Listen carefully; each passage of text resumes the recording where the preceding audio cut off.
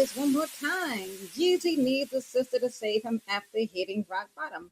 I don't know who this lady is. I can't think of her name right now. But I love this woman here. She has some of the best content on TikTok. But I have questions, Jeezy. Because the Kings, they sit there and they talk about black women like a dog. You ugly, you unattractive, y'all fat black. Don't nobody want y'all. But when you get in trouble, you can't wait to run your black ass over there to a black woman. Look at them. Jeezy ain't no prize. I said, Jeannie, you couldn't get another Brad. You couldn't even pull a Brad with money. So something must be wrong with you. So maybe your WAP trash. Maybe something wrong with your personality. Maybe it's that big mouth. I thought they said these women were fit, friendly, and submissive. Y'all seen it? I like my meat white and dark meat on the side or something like that. I like my lean meat white, my dark meat on the side. Yeah, but you should have kept that all the way to the side. I said, oh, maybe she thought she was gonna get a come up, a nice paycheck, pull the Kim K, get $200,000 or $300,000 a month. Jeezy, I'm pretty sure he still has a few $1,000,000 in his pocket. He had a couple of songs out back in the day that were okay, but he done fell off big time. I hear that he has a double album coming out in a book. So I guess he said, well, let me see if I can get the black women to go out there to go buy that book and buy my music. I won't be buying neither. When I was a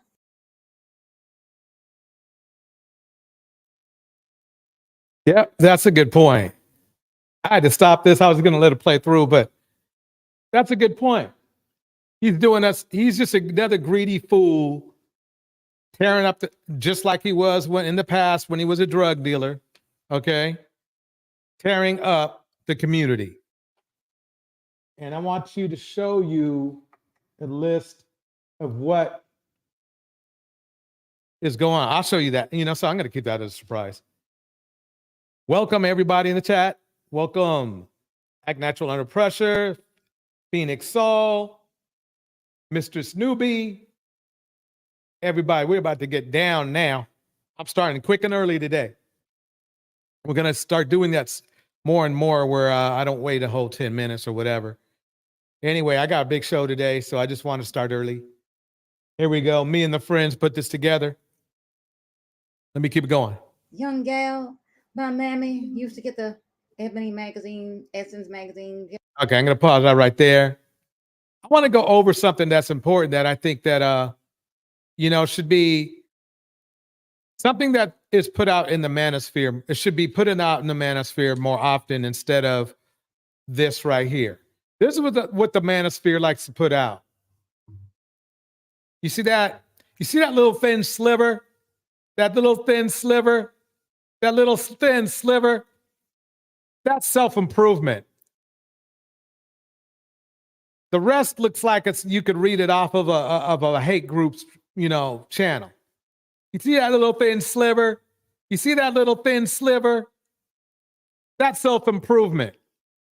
That's the black manosphere right now. That's why it's what it is. That's why the community is what it is. They keep saying they are leaders in the community, right?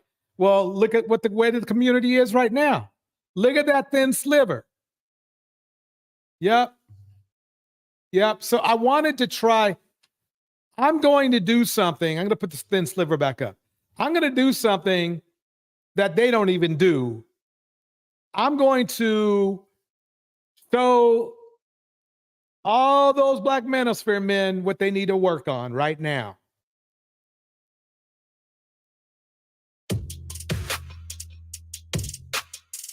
The more you talk about it, it becomes more distant, right? When you keep it in, it stays local. That was psychologist Dr. Aldewan Tart. He's addressing the I know you. I love her. importance of talking about traumatic events that people have experienced in their lives. It's just one of many ways in which people can take charge of their mental health. Dr. Tart, thank you so much for joining me. Tell me, what are some of the signs that Black men should be looking for to alert them that there might be something going on with their mental health? Not being able to sleep, difficulty, waking up, low motivation, not achieving their goal. Low motivation, not achieving what? I need to remind it. Here we go. Waking up, low motivation, not achieving their goals, not achieving your goals, are you? Let's keep it going. Having fun. But what I do with men is I ask on a scale of 1 to 10, how happy are you? And you'd be surprised how many men, Ebony, say 3, 4, 5. But if you ask that same man, how you doing? He'll say, I'm blessed and highly favored. I'm fine. I'm okay. I'm good. But when you ask men, it's called motivational interviewing. That number between 1 and 10, men will really open up if they're not doing well. Now, someone says, I'm a 5. Let's use that. At what point Average at best. should they be seeking therapeutic help? Well, let's think about growth. I mean, think about self-development. We think Phoenix Sosa says, how about not having goals? That's for sure. Some of them, their goals are just to, well, let me not say bandits because I overuse that word. Some people, their only goal is to hurt other people. Oh, their only goal is to cause pain and dismay in other people. That's just the way it is. They're just zombies. That's what I call them, zombies. There we go. Think about therapy as something that we do when we're struggling, but the goal is to be able to evolve into your best self. People know when they're stressed, Ebony, all right? And I take that back, for what if your best self ain't good enough?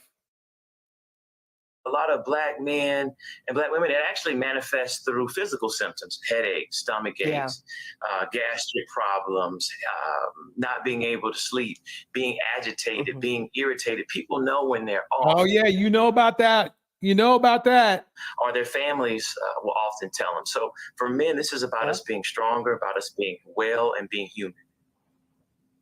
And when a Black man in America today realizes, like you said, something's off, either they're hearing it or they're recognizing it themselves. Let's talk tangibly, Doc. What are the action items? Who do they call? What resources, what websites do they go to? What's the first step? Welcome, Kitten in Caskets. Well, one, most people have insurance. So you can call your insurance provider and specify. Yeah, you guys could do this. I've just given you better information than the whole Manosphere put together, because this is what's going on in the Manosphere right here. This is it. This is what's going on in the Manosphere right here. You see that thin sliver? That's self-improvement. Everything else is hatred, bigotry. We got misogyny should be on there if it's not, frustration, all the wrong stuff. This is what you need to focus on, is fixing this problem right here. And you can't, because you're on here. You're on here too much. You're on here causing all kind of, you're causing issues. I want to see an African-American male, African-American female, about I feel depressed, sad. Another one, you can call just 988. If you're in a crisis and you don't know what to do right now, you can call 988 and it will walk you through and link you up with services. 988. I know some people who should be calling this number right now, all day, every day, sometimes on Sunday, definitely on Monday. I also like therapy for Black men. And then for men that just want to go kind of with an app, they can look at the Alchemy Health app. There's so many apps out there, and including Psychology Today, that will actually link up your insurance provider, whether you're paying cash, and you can actually go through a roster of providers and seeing their picture and figuring out what they treat, and then give them a call, get a consult, and you'll thank yourself. I can't tell you how many brothers I see on a daily basis like, whoo, this feels like a mental massage. I don't know why I delayed talking about all this stress. I feel so much better. Indeed. As you say, Doc, a lot of people have insurance, but you mentioned the cash option. So even those that don't have insurance coverage, at least around the mental health part, many providers will provide sliding scale, reduced rates. I've heard of rates as low as $30 or $40 per session. Let's talk about these sessions, Doc. Some people have never been to therapy. We hear about it, but what's it like? Can you kind of pull back the curtain and describe what typically goes on in a therapy session? Ebony, imagine a place where you don't have to have pretense. You don't have to fake on social media. You don't have to worry about anyone talking about your business, because you can just straight sue us. I'm going to be honest. You don't have to trust me. We're bound by HIPAA. We're bound by confidentiality and our ethics board not to talk about what you say. So you have a place where you can just lay down your burdens. You can talk about what's going on. And you can also talk about, you know what? I want to level up to the next level. I'm in a relationship with a woman and I feel like she's doing well, and I want to be able to match that energy, but I don't know how to say that to her. All right, how do I have that conversation? And so men that come in actually try to overutilize the service because let me talk about what happened at 9. Let me talk about my aunt. Can I bring my brother in? Can I bring my sister in? Can I resolve my issue with my mom? It really is a blessing and a benefit to be able to talk to someone who's trained, non-judgmental, and also knows how to help you resolve depression. Yeah. But and what do you guys do? You come on here and you do this. That's what y'all do, though. You come on here and at best that's a little sliver. But everything else, you see, I had to add lies because a lot of you lie. You're pathological liars out there, and you shouldn't be, but you are. You got to fix that. You got to find out. You got to make yourself. You got to be good enough. But if you're not good enough, you got to make yourself good enough. Anxiety, stress, whatever, marital issues, infidelity, whatever it is, just have a place to be well. So it's something that every brother should experience. Indeed. And that is therapy, I think clinically known as talk therapy. Talk a little bit, if you can, doctor, around where for some people the talk therapy is great, but there's more intervention maybe that needs to be had, maybe through the form of an antidepressant or anti-anxiety medication. Talk a little bit about the role that pharmaceuticals can play into this work. Right. I mean, the first line of defense is going to be exercise, because exercise produces 5 chemicals that are often found in these medications. But there will be times. Exercise, folks. A lot of you guys say you exercise, or a lot of you clearly don't exercise by your appearance. You should exercise. This is the one thing that bothers me. Let me put this up here because I think you should be seeing this more.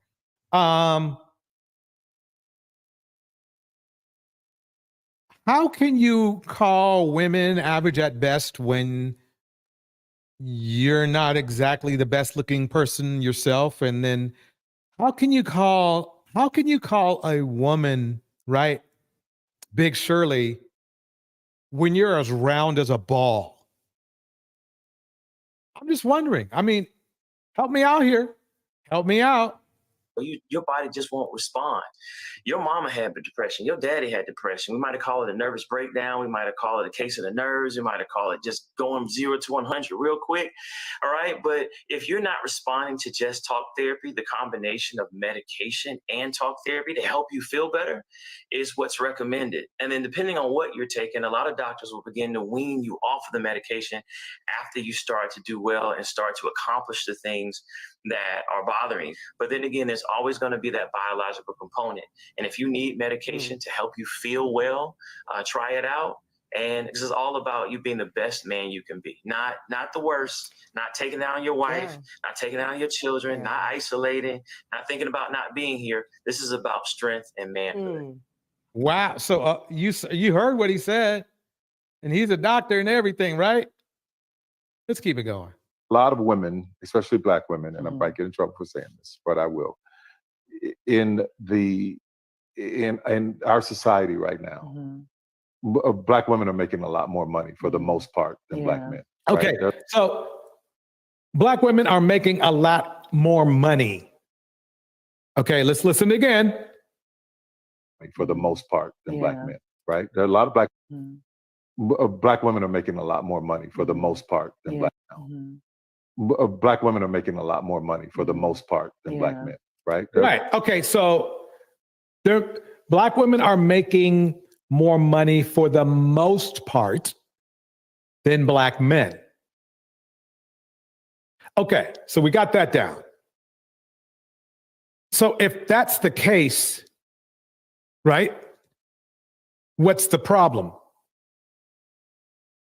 If Black women are making more money than most Black men, right? From Tyler Perry's point of view, whether it is right or wrong, we won't even go into it. We'll just take him on his word, right? Then what's the problem? What is the problem? The problem is that Black men are not making as much as Black women, according to Tyler Perry. And if that's the case, who needs to step up? What, you want Black women to make less? You want them to, instead of going in for work for 8 hours, go in for 4 hours?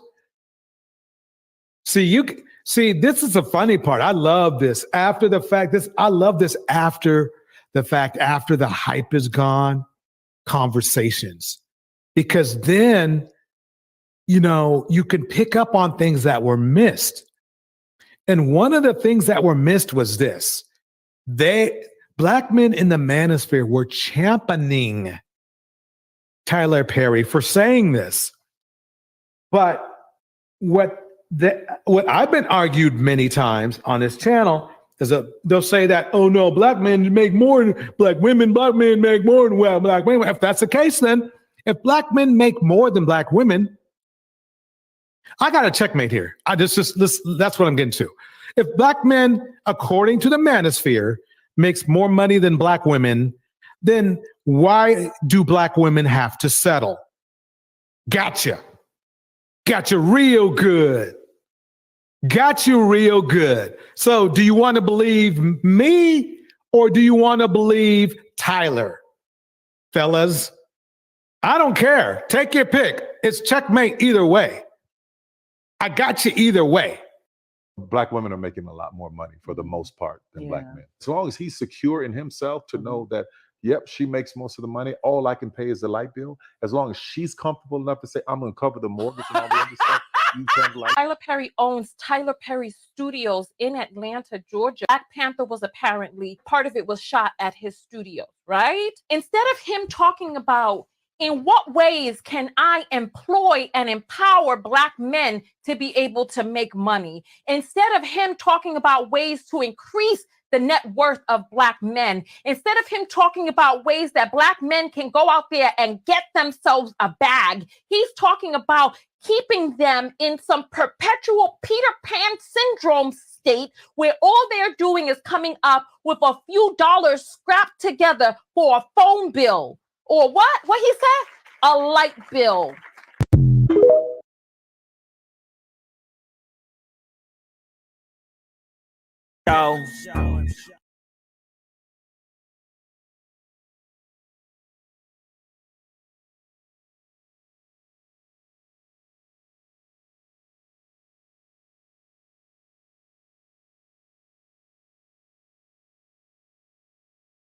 All right, people. So we got some breaking news. Apparently, allegedly, all right, R. Kelly is suing the Bureau of Prisons, the United States of America. Tasha K. He got a whole lawsuit going on. And so I gotta head out the door in a minute. So we're gonna get right into it. I'm gonna share this official statement from the Bonjean. I think you say a Bonjean. I think that's how you pronounce it. The Bonjean Law Group. Okay.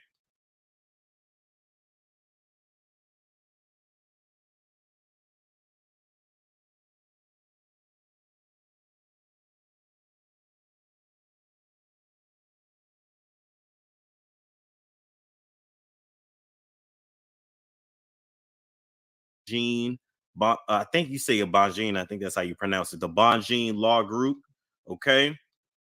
So it says for immediate release, Grammy award-winning artist Robert Kelly files lawsuit against the United States of America, the Bureau of Prison Officers, and Tasha K for invasion of privacy and violations of the Computer Fraud and Abuse Act. Okay. It said today on November 13th, 2023, the Bonjean Law Group filed a complaint on behalf of Robert S. Kelly, aka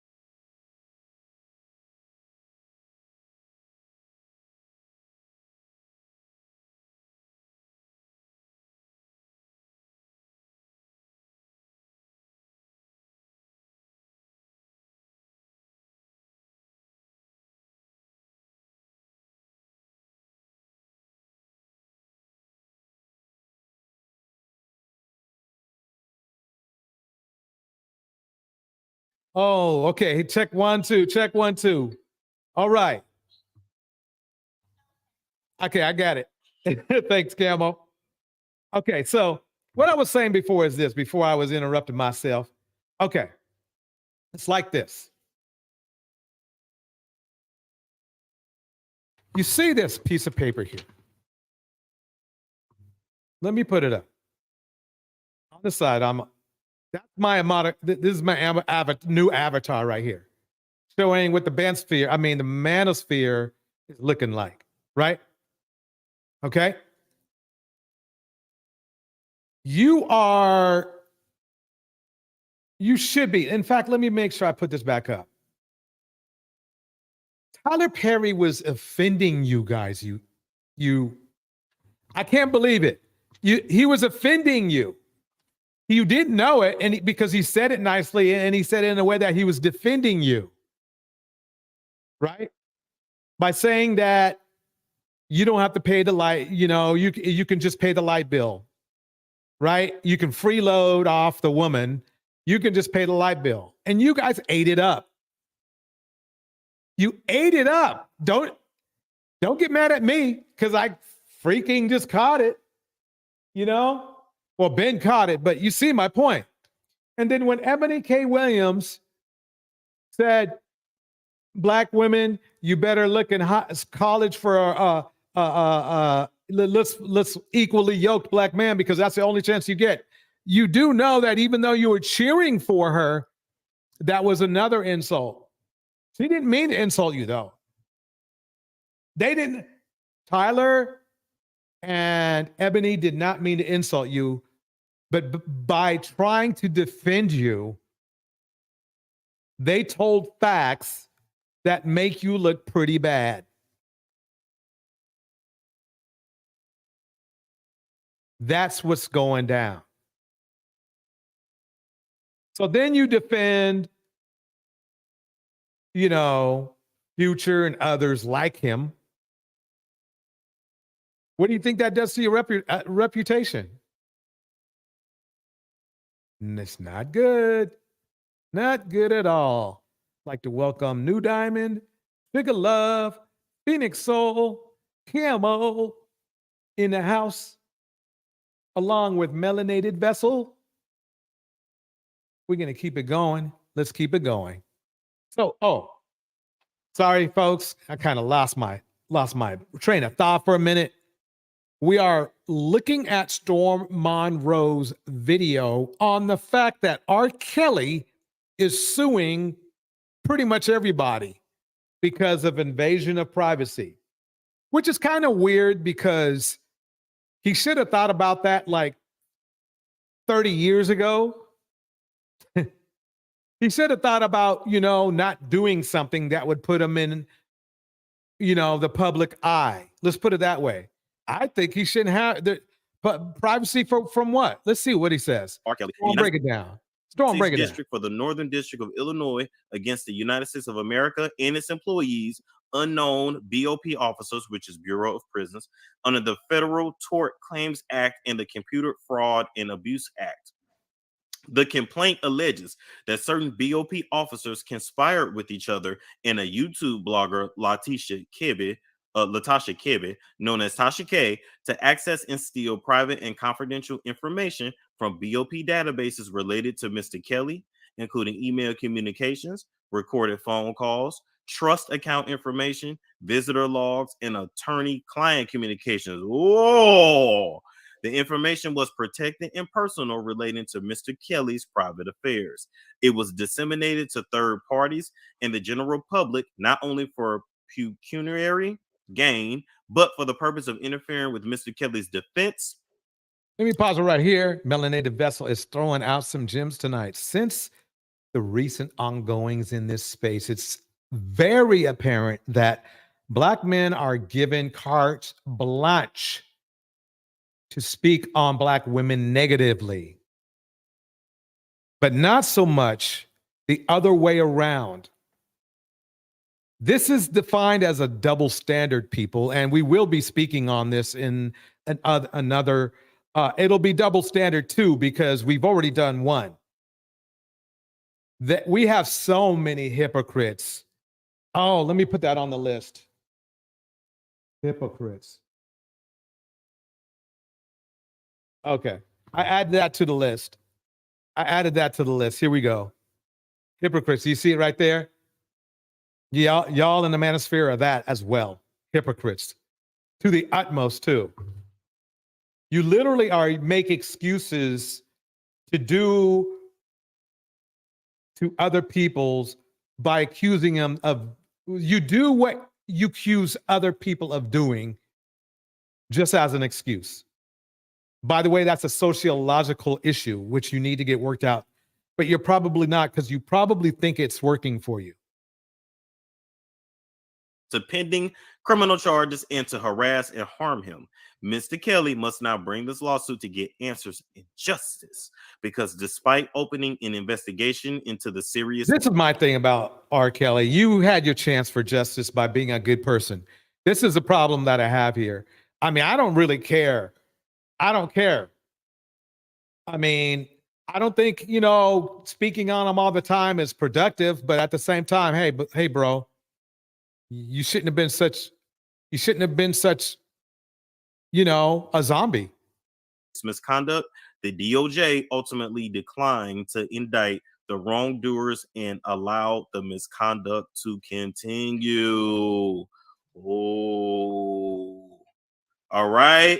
So finally, no, I think they should be. Look, anything that's going to keep people from wanting to commit crimes and go to prison and be embarrassed in prison is fine by me.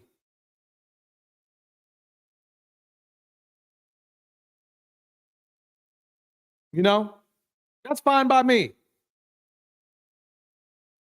I know I interviewed R. Kelly, even though everybody was trying to take my exclusive from me, trying to say it was fake, trying to say it wasn't real. They all look stupid. They all look ignorant. Even people that conspired to try to take credit for my own shit. Now, do you hear from them now? You don't, because they ain't shit, never won shit, and ain't gonna be shit. All right. I think he's trying to make a point. And I stand on that, and I said what I said.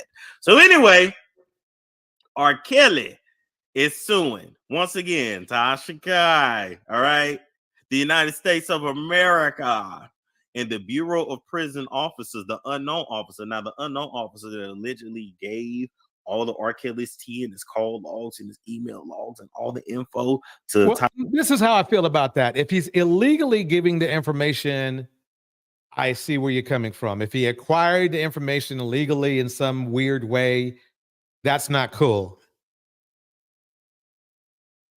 Other than that, Tasha Kai, apparently that officer is now retired. So I mean, I'm sure she didn't got out of Dodge and got out of town. All right, this is going to get messy and messier before it finally gets clean. And I dare say this may be enough to get R. Kelly out of jail. I don't know. We're just only speculating at this point. So I wanted to give y'all that update. I got to head out. Like, comment, subscribe, share if you care. And I will catch you all later. It's Storm Show. Right. What's going on with Jeezy? Here we go. That was Storm Monroe. Make sure you like and subscribe and keep it all the way live. Here we go. Tisa's gonna tell. This is the DJ Torch remix. Check it out. Y'all, people can't be that stupid. Please tell me people are not so stupid as be buying this BS that Jeezy, known colorist, known texturist, known F-boy is out here pushing. Y'all, if you don't know, Jeezy is doing a tell-all interview with Nia Long. Now, he's giving us a preview of it, y'all. And you know what is so disappointing? People is eating this mess up right and left. Now, listen. They don't got anything to do with... Oh, we got some tea on this. Don't worry about that. We got some tea. Here we go. Jeannie Mai. Because we don't even need to talk about Jeannie. We can talk about the Black women that Jeezy has used, exploited, abandoned, and the children he barely fathers. But through all that, all it took, right? He fathers them through a glass window. Through a glass, sliding glass window of when you take a shower door. It took was for him to literally do an interview with Miss Nia Long, which might I say people are saying that Jeezy is dating Nia Long. If it is, I have some thoughts on that too. Oh my God. Well, because Nia Long, I can't. Where do we start? There's so much to start. Where do we start? Okay, let's start with the basics, right? Let's start with the basics. Jeezy's doing a tell-all with Nia Long. The one sentence he wanted us to hear is this. Let me see if I can play it for y'all. Just listen to this mess, this BS. Hold on, turn the sound up. We're about to discuss. Like Hold on, let's get this going. A few moments later. Where are we at? When you say that, What does it mean? me too. I want to see getting rights. Uh-huh. I think it's really important for Black men to have these conversations. Times when we're the most sisters. I'm a great man. I'm a great person. He said, it's time when we are at our lowest that we need our Black sisters.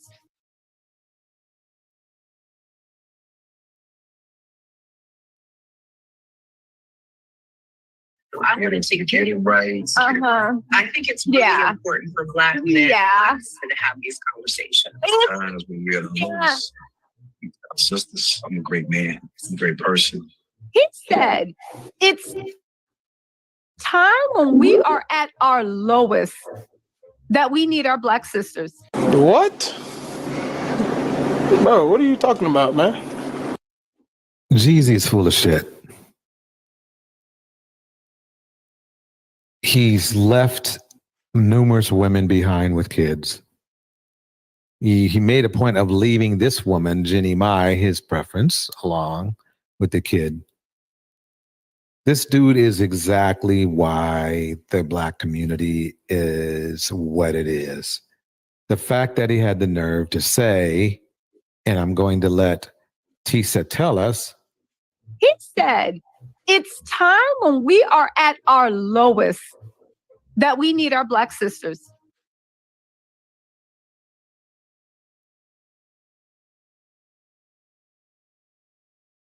So basically, what he's saying is that y'all are supposed to pick him up when he's down, though he already spit on you.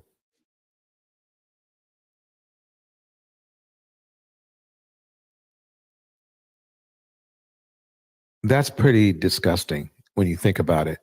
He represents a large portion of the Black male population. I guarantee you a lot of Black men think just like he does. He just gave away that what he thinks about Black women. What he needs to do is take the extra time he has right now and focus on taking care of his kids, but he doesn't do that. Oh, people from that dusty and dumb brigade is rallying behind it. Let me tell y'all something, right? Jeezy ain't nothing but a salesman. The same way he was moving weight and pushing snow through the community, literally exploiting and poisoning the community. You can glamorize it all you want. That's what he was doing. He was moving weight through the community, exploiting and poisoning the community for his own financial benefit. And you can admire if you want. Oh, yeah, that's right. He was a drug dealer too. Yep. What a pillar of the community. But listen, at the end of the day, he has finally dipped in to the last play that every Dusty in America does. It's now when you're at your lowest, you need your Black women standing by you. And all these pick-me-shers are like, yeah, because you finally think you up next. It's at your times when we're at our lowest, we need our Black sisters, and y'all somehow, not y'all, right? But the dummies in the back somehow are like fighting to get that gold star on their forehead. Remember, this is after their long-winded speeches about not needing Black women, wanting to date out, seeing that other cultures of women are better choices for them, them making it clear that they are not going to protect Black women at all. Get your food! If you say one more thing, I'm gonna knock you out. Oh my God, I said one more thing, I'm gonna knock you out. All that other stuff, and then he has the nerve to say, let me bring it back. Where are we at? Yeah, when you say that. What does it mean? Me too. I want to get it right. Uh-huh. I think it's really important for Black men to have these conversations. Times when we're the sisters, I'm a great man. I'm a great person. He said it's And he's delusional. He said he's a great man and great person. There's nothing in his past that says that. But did you go to therapy with her? Yeah. Listen close. Listen close. Here we go. But did you go to therapy with her? Yeah. Okay, that's good. Right. So you actually addressed it, tried to work through it, tried to do the work, and it just was like not happening. I'm loyal as... Did you notice? Did you notice how fast he was blinking? That's always watch. Addressed it, tried to work through it, tried to do the work, and it just was like not happening. I'm loyal as I really am. And when I say I'm going to do something, I'm going to do it. And it's another human being who put all of his hope into trying to make it work. So you got to try. Y'all, not Jenny Mai calling Jeezy out for lying about their divorce. It's been a hot minute since Jeezy filed for divorce from Jenny Mai. And he is finally speaking up about the divorce. But Jenny's trying to expose his lies. Jeezy recently had a sit-down interview with Nia Long where he claimed he... Phoenix breaks it down simply like this. No, the fuck. He didn't go to therapy. No, he didn't. Fought for his marriage and that they went to therapy. But Jenny is trying to expose this, claiming that Jeezy never went to therapy, even though she begged him for days. Y'all. Wow. I told you these pathological liars are all over the place. You know? They say lies, they do lies, they re-lies. Oh, Jenny is out here trying to expose all the lies of Jeezy. And y'all won't believe how she's trying to say that Jeezy's been playing in our faces the entire time. Was he planning to divorce her for years? You know, it was just always instances where I just knew that this wasn't going to work out for me, right? So I had to figure out how to change without losing everything. All right, y'all, let's dive into this juicy tea. Okay, so Jeezy and Jenny Mai are back in the spotlight. And this Do you time... notice how he didn't take any responsibility for it not working out? He was just more focused on not losing anything. He chose her, right? He called all the shots, right?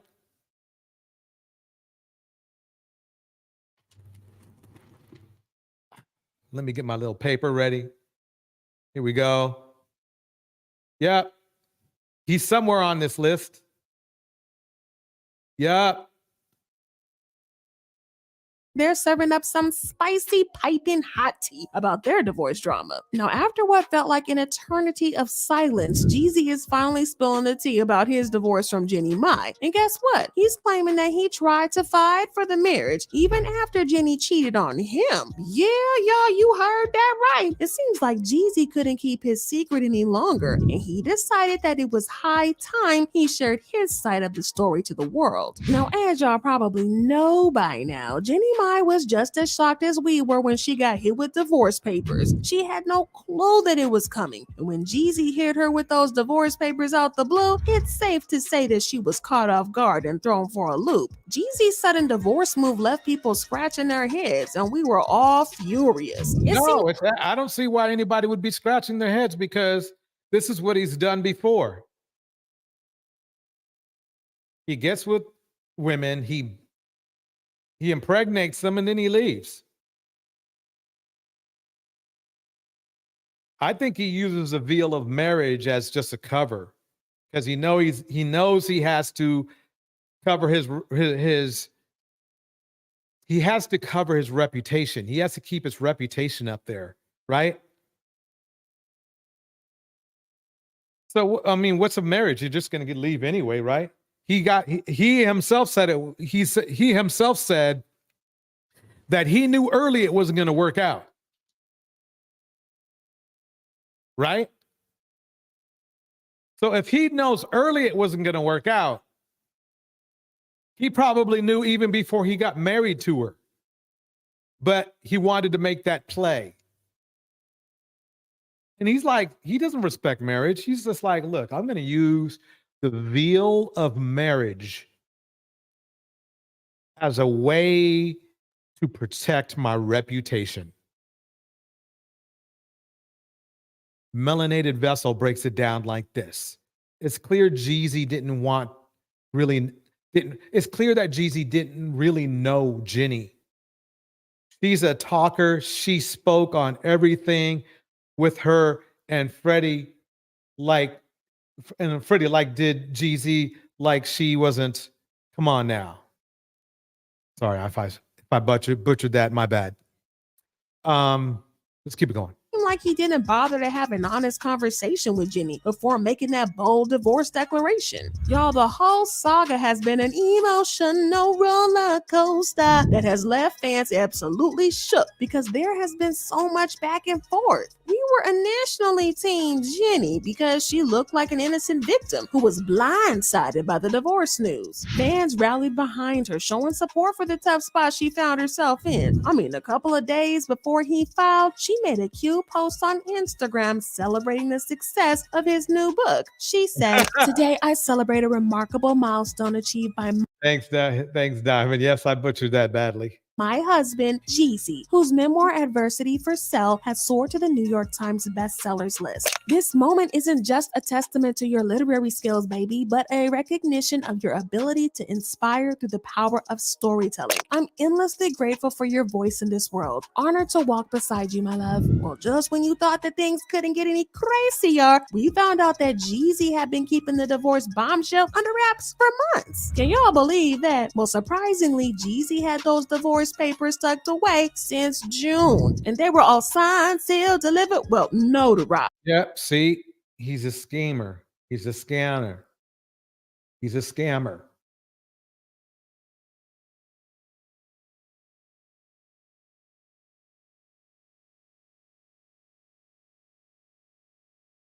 And he was living a double life, acting like the perfect husband and dad to Jeannie and their adorable daughter Monaco, while secretly making divorce plans. Well, fans were shocked at how devious Jeezy might be, especially considering he was the one that influenced Jenny to change plans for her life. Before they got together, Jenny had her reservations about marriage and having kids. From now on, if ladies, if you get pregnant by a Jeezy type of person, he's on his way out. Once Jeezy came into her life, she did a complete 180-degree turn. It's like he had this magical power to make her see things his way. And it's clear she made some serious sacrifices to make the relationship work. We're grown. We're in our 40s. And what I think is that God somehow managed our timing. That is a very good point, Melanated Vessel. I haven't seen, there's very little. The only relationship information I found on it, and I believe is because he's got a good PR group, was the fact that he threw his son through a bathroom glass door, and there's enough out there to say that he didn't get along with his son.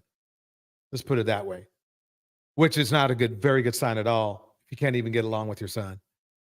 In the house, Pax is in the house, New Diamond's in the house, Melanated Vessel is in the house, T is in the house.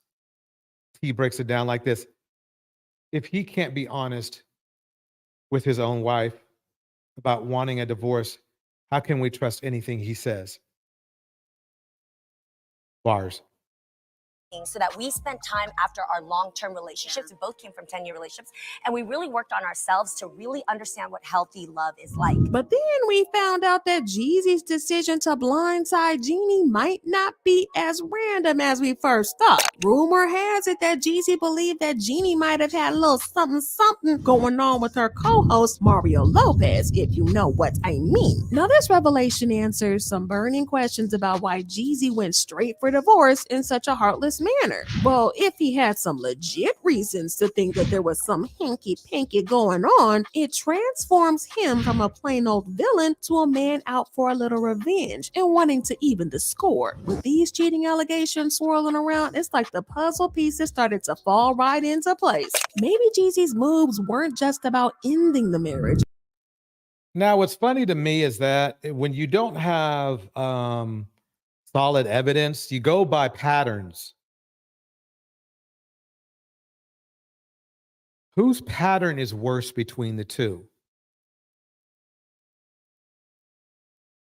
One person left with at least 3 prior women with kids. One didn't even have any kids. Now, she did leave her dude, and that wasn't cool. But it's clear that she got her comeuppance when she met Jeezy. And she paid him in full. He paid her in full. That's for sure.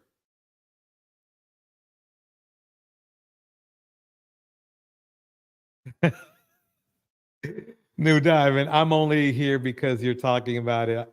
Really, I don't care. Jeezy could do drag. I wouldn't care. But about serving up a dish of revenge with a side of public humiliation for Jenny. The rumors about Jenny and Mario possibly having an intimate relationship spread like wildfire on social media. And hey, it's not too far-fetched considering the undeniable chemistry they've been cooking up on the air. Before the whole divorce shocker, fans had already been talking about how they had some flirty vibes. I mean, just look at the way they couldn't. Okay, so I'm going to pause it right there. So basically, the whole thing is this. Jeezy lied. I went way past what I think I should have went past, but basically, in its simplest form, he didn't go. He said he went to therapy and he didn't. So I'm not going to believe anything else he says because he didn't have to lie and he did. Phoenix Soul breaks it down like this. It makes great content, but at this point, I'm sick of how they duped the masses by living out this dumb shite to drive a narrative. Black women leave these ninjas alone. Black women becoming aware is the threat. All right. Welcome, Maya. My bad. Okay, here we go. Keep their hands off each other in this video. First day at the job, guys. A proud Vietnamese girl. We're both first generation. No. Don't get me wrong. I'm definitely not, somebody famous, but I do know that especially on a big nationwide show like they have there, okay, the director of that show calculates every inch and exactly what these people do on TV.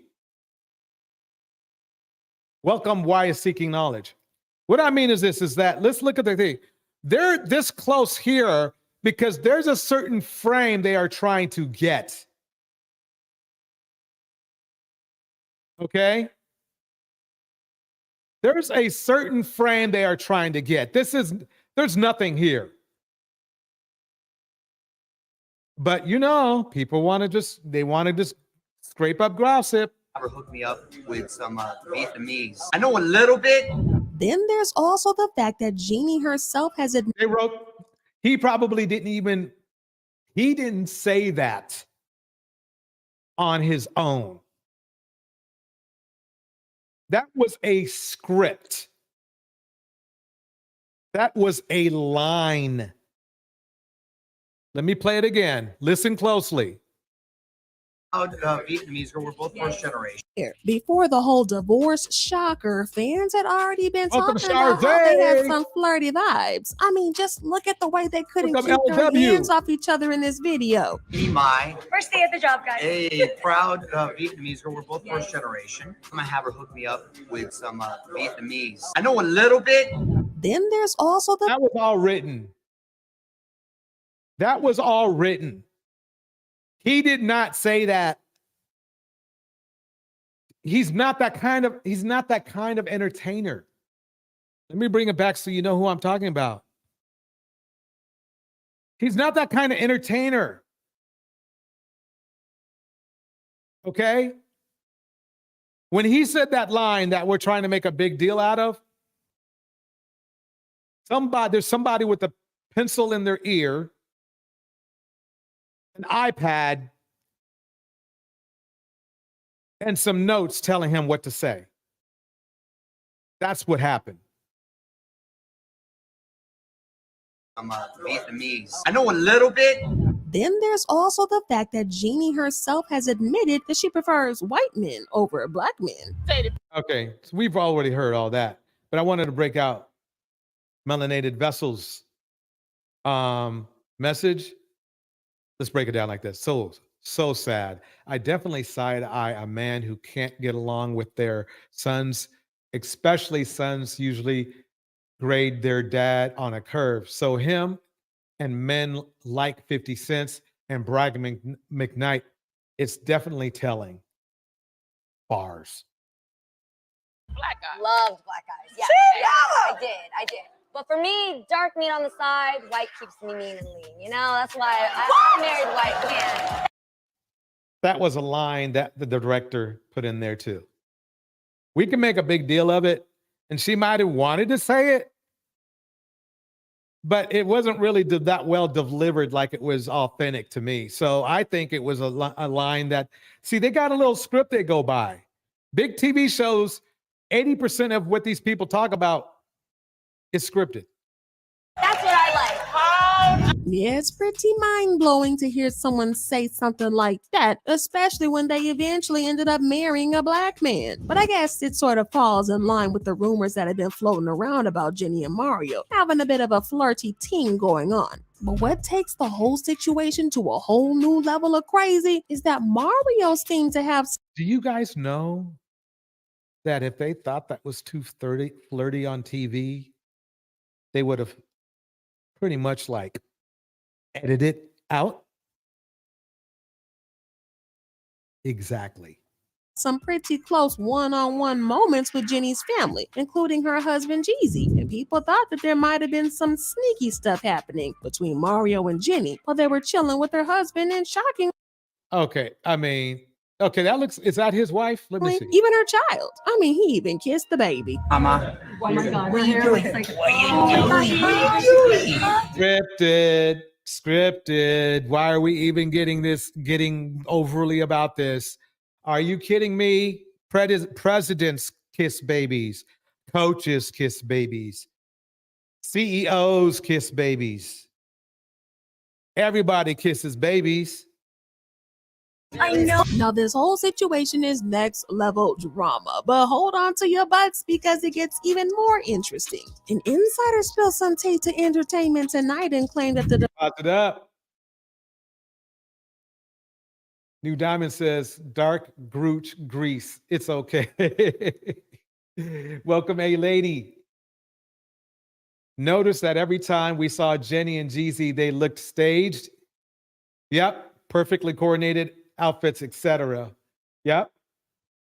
Divorce might have a different story behind it. According to this insider, it's all about different views and unmet needs. They said Jeezy and Jenny Mai's pending divorce stems from different views. They weren't on the same page when it came to certain family. Well, see, he didn't care. They could have had different views in the beginning. It wouldn't have mattered. He still would have went on with what he was doing because he knew what the end result was.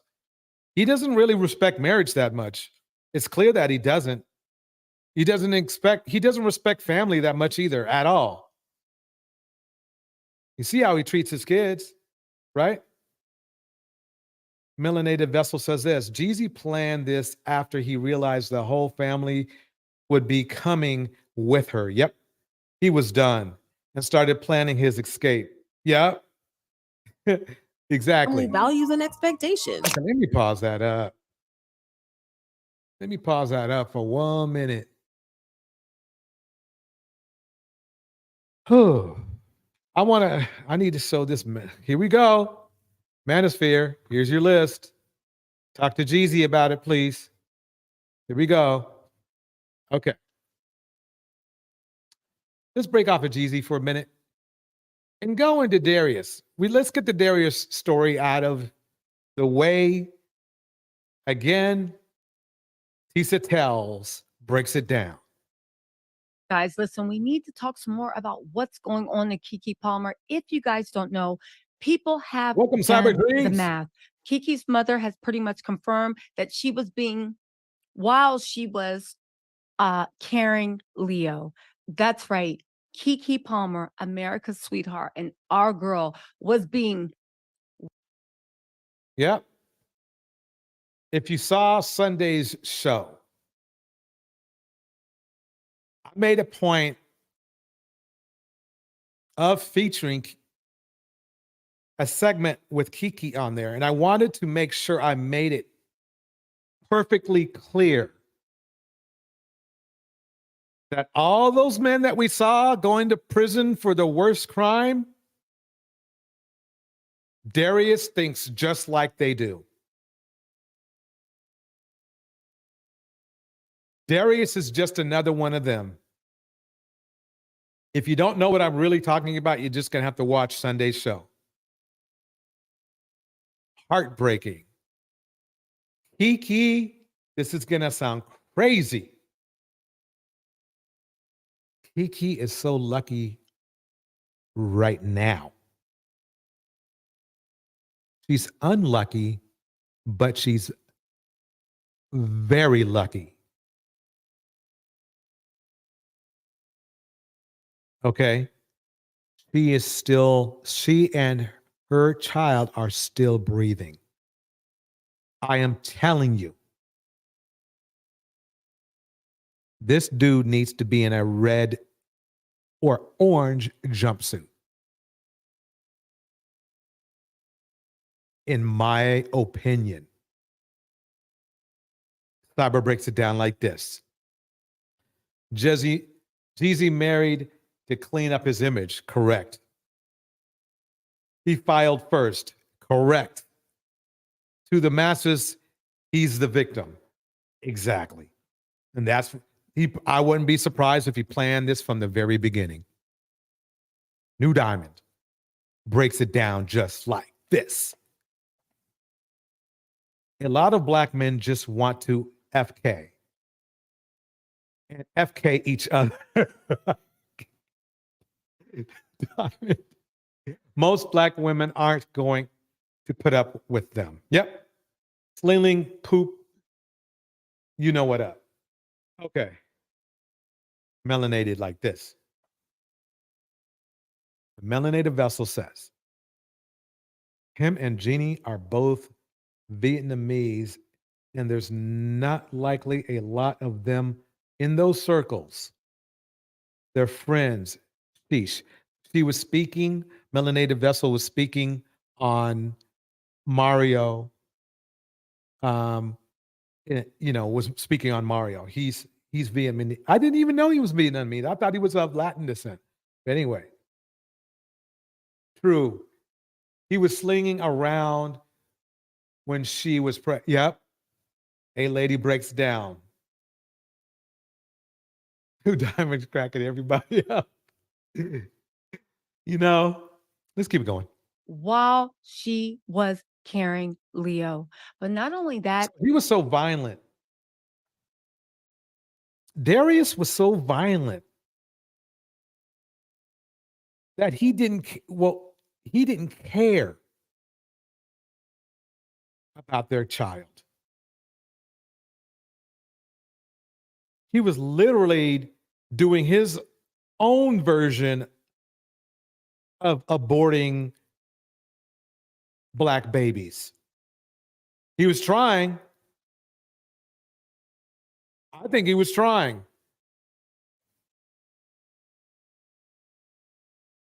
There's been even more insight that we've gained over why KeeKee actually left and what took her so long to leave. You guys, let's get into this. We're also going to it's normal, unfortunately, in our community.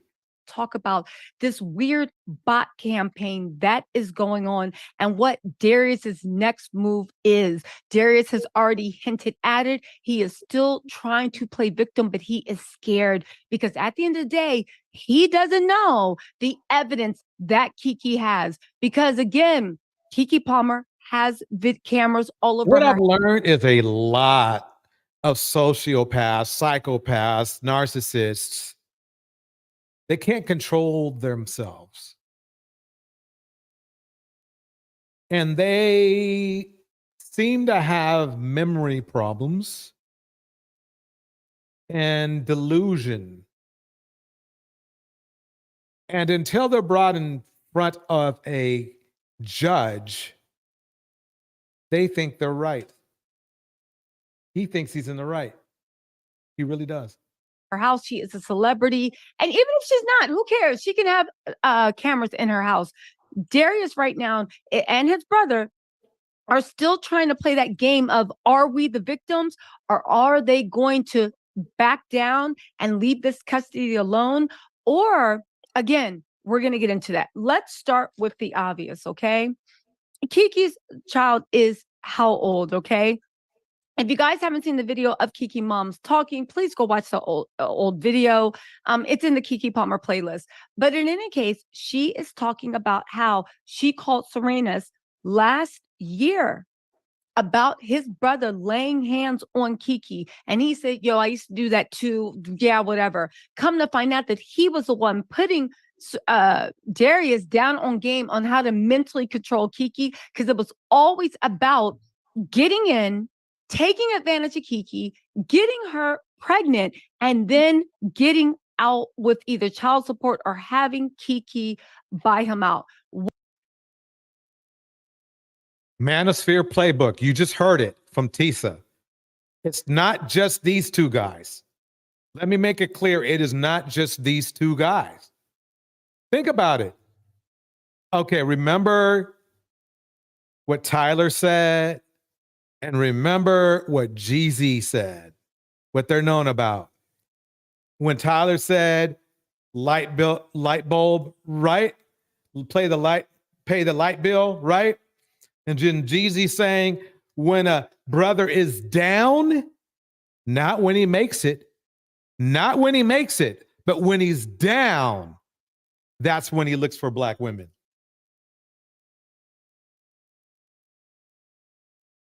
There's a whole culture of men that are putting other men up on game on how to use women. Let me repeat that again. There is a whole culture of men that are putting other men on game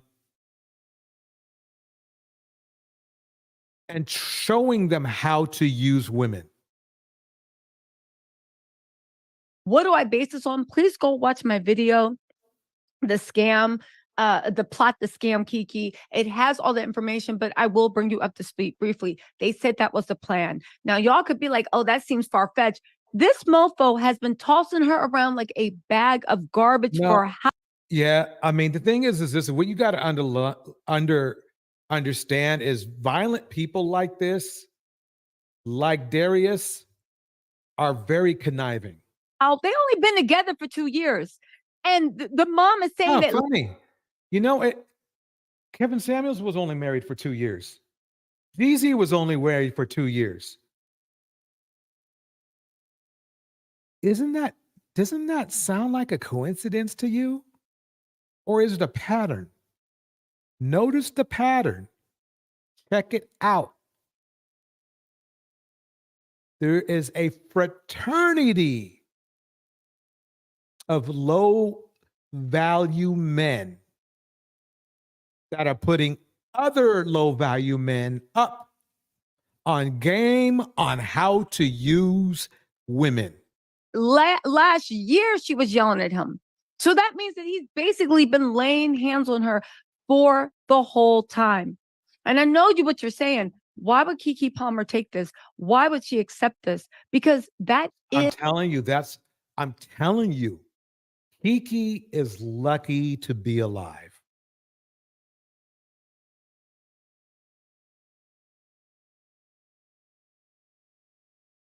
I'm telling you, she is lucky to be alive. Just because she's famous, when narcissists, sociopaths, whatever you want to call them, whatever his pathology is, they care nothing about anything but what they want. Sometimes they don't even care about things that would benefit themselves.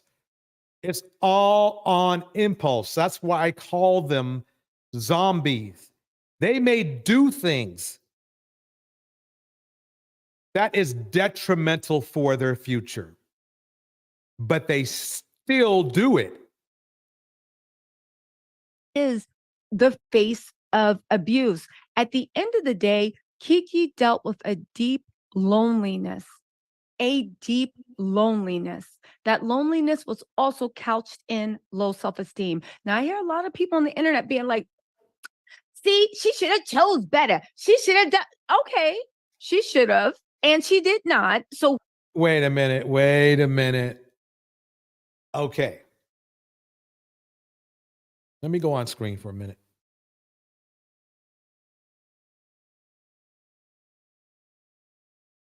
Okay. You guys like my fishing? This is my fishing shirt. I went bright today. I know it's gaudy. It's a golly color, but I love it. So damn comfortable. Anyway.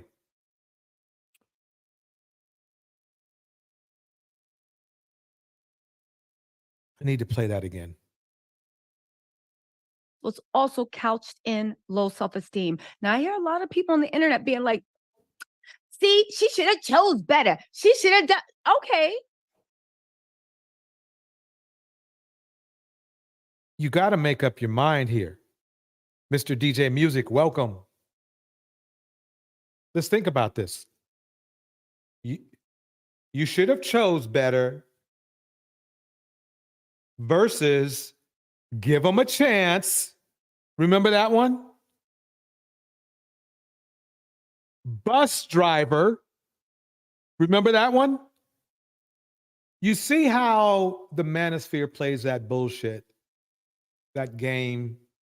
You should have chose better is a contradiction to the bus driver or give them a chance. Now you're asking Black women.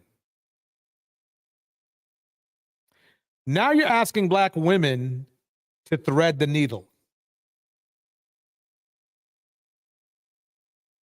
And then when they say, nah, I'm going to play it safe. I'm just going to chill. I'm going to love me and see, and just, then you all get mad. The Manosphere gets mad.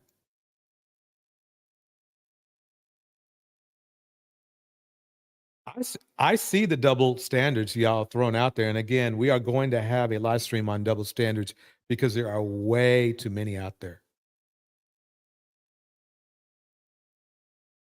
You should have chose better versus the bus driver.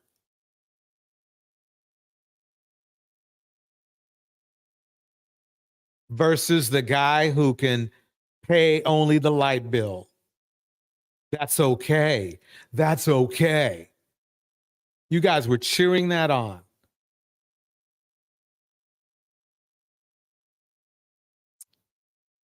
She should have, and she did not. So here we are, and now we go. She should have. She tried, and it did, and she got fooled.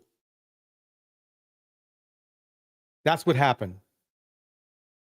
And calculating, deceitful men are hard to catch. Move forward. I do want to say that I feel like this is a lot of reason why people actually stay quiet through these type of things, because the public backlash is always to blame you. Instead of leaving a comment on why she should have chose better, and that's what she gets. Steve Harvey told her, okay, instead of blaming her, which it's all true, she should have had more self-esteem. She should have found ways to feed her soul instead of going into it. She should have. Let me pause. T breaks it down like this.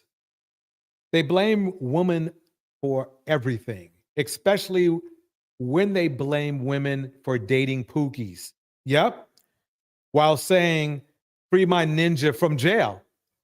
Bars. Which one is it? Exactly that. Not only that, T, but then they stack on top of it like men that show love to women, to Black women, like Russell Wilson, they're a simp. So free my ninja from jail. Oh, yeah, by the way, Russell Wilson with his $220 million is a simp.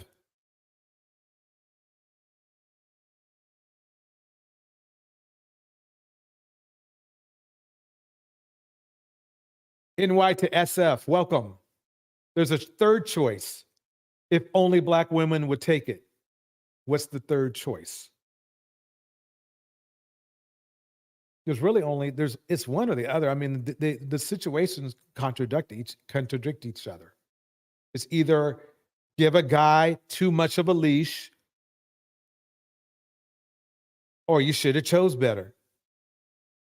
And these men, most of these men in the manosphere, most of them are pookies.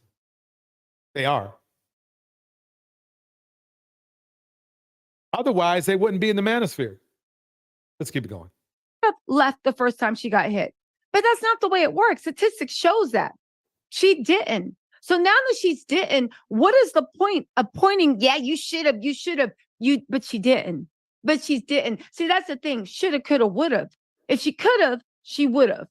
And now she's here. And that is often the case of most people. The key that I'm happy about is that she is still alive. Her child is still alive, and she's taking the right steps to solve the problem. Hopefully she will go to therapy, and hopefully he will go to prison. That's how I feel about it. He's done enough. Hands and feet is enough.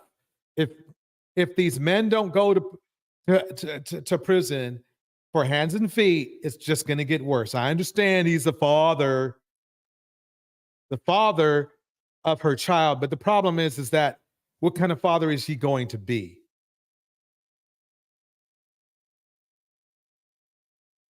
He's already proven that he doesn't care about the child.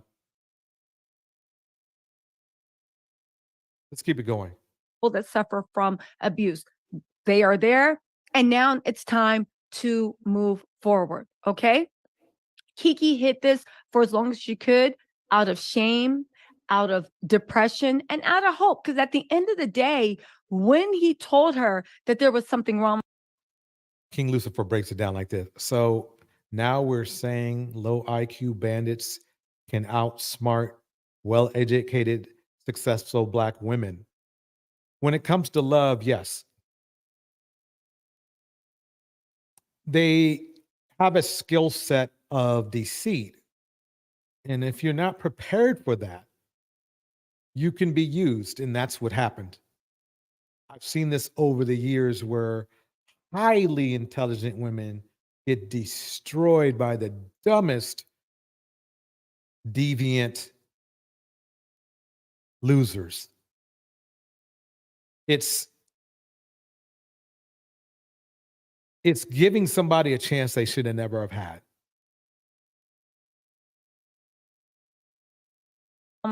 When he told her there was that she was worthless, she believed it on some point. And that is incredibly sad, that someone that we look at as the star, the sun and the moons, thinking that they are. KeeKee, you know, I do want to say this. Remember when KeeKee Palmer was holding the Met Gala and Timothy Chalamet tried to push up on her, and she was just like, let's keep. Welcome, Sugar Love. Welcome, T. Welcome, Phoenix. Welcome, King Lucifer. Let's keep it going. But back then, I thought it was just annoying. He was just annoying her. But looking back, she was acting like somebody that was controlled by a jealous ex, the way she shut him. A $1 loser controlling a multimillionaire woman. It's heartbreaking. The pump a baby in her, own her for the rest of his life. That's his plan. That's his plan. That was his plan all along. He's not going to be taking care of the kids, so what's the big deal?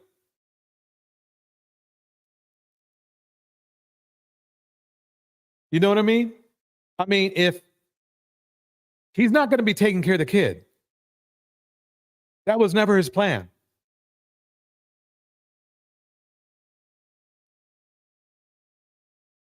He wasn't going to take care of the kid. ever. He did. You have to watch our Sunday footage. These men treat babies, their own children, like meat. Him down completely, right? KeeKee Palmer, what is everybody's celebrity crush across? I got to read this. This is perfect right here. Mistress Newbie breaks it down like this. It's not about outsmarting us. It's about Black women having compassion and unfortunately being taught by elderly women that our value is associated with a child or a man. Bars. Races, social economic class, Hollywood, whatever.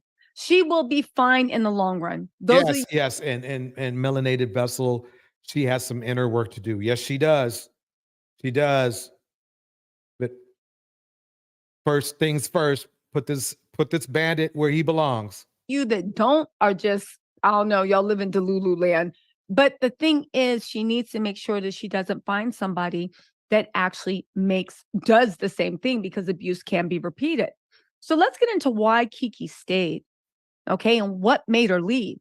She admitted in a resurfaced podcast that she is quick to forgive people to avoid feeling very alone, as she filed her bombshell restraining order against Darius.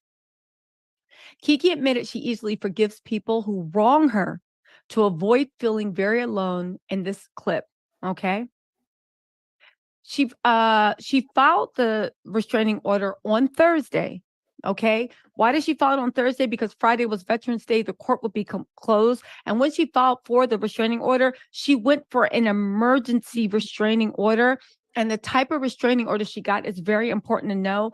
It's the type where the other person doesn't even have to be notified. As long as you show evidence enough that your life is in danger, and of course, Leo's life is in danger, the court will award the restraining order until the court date.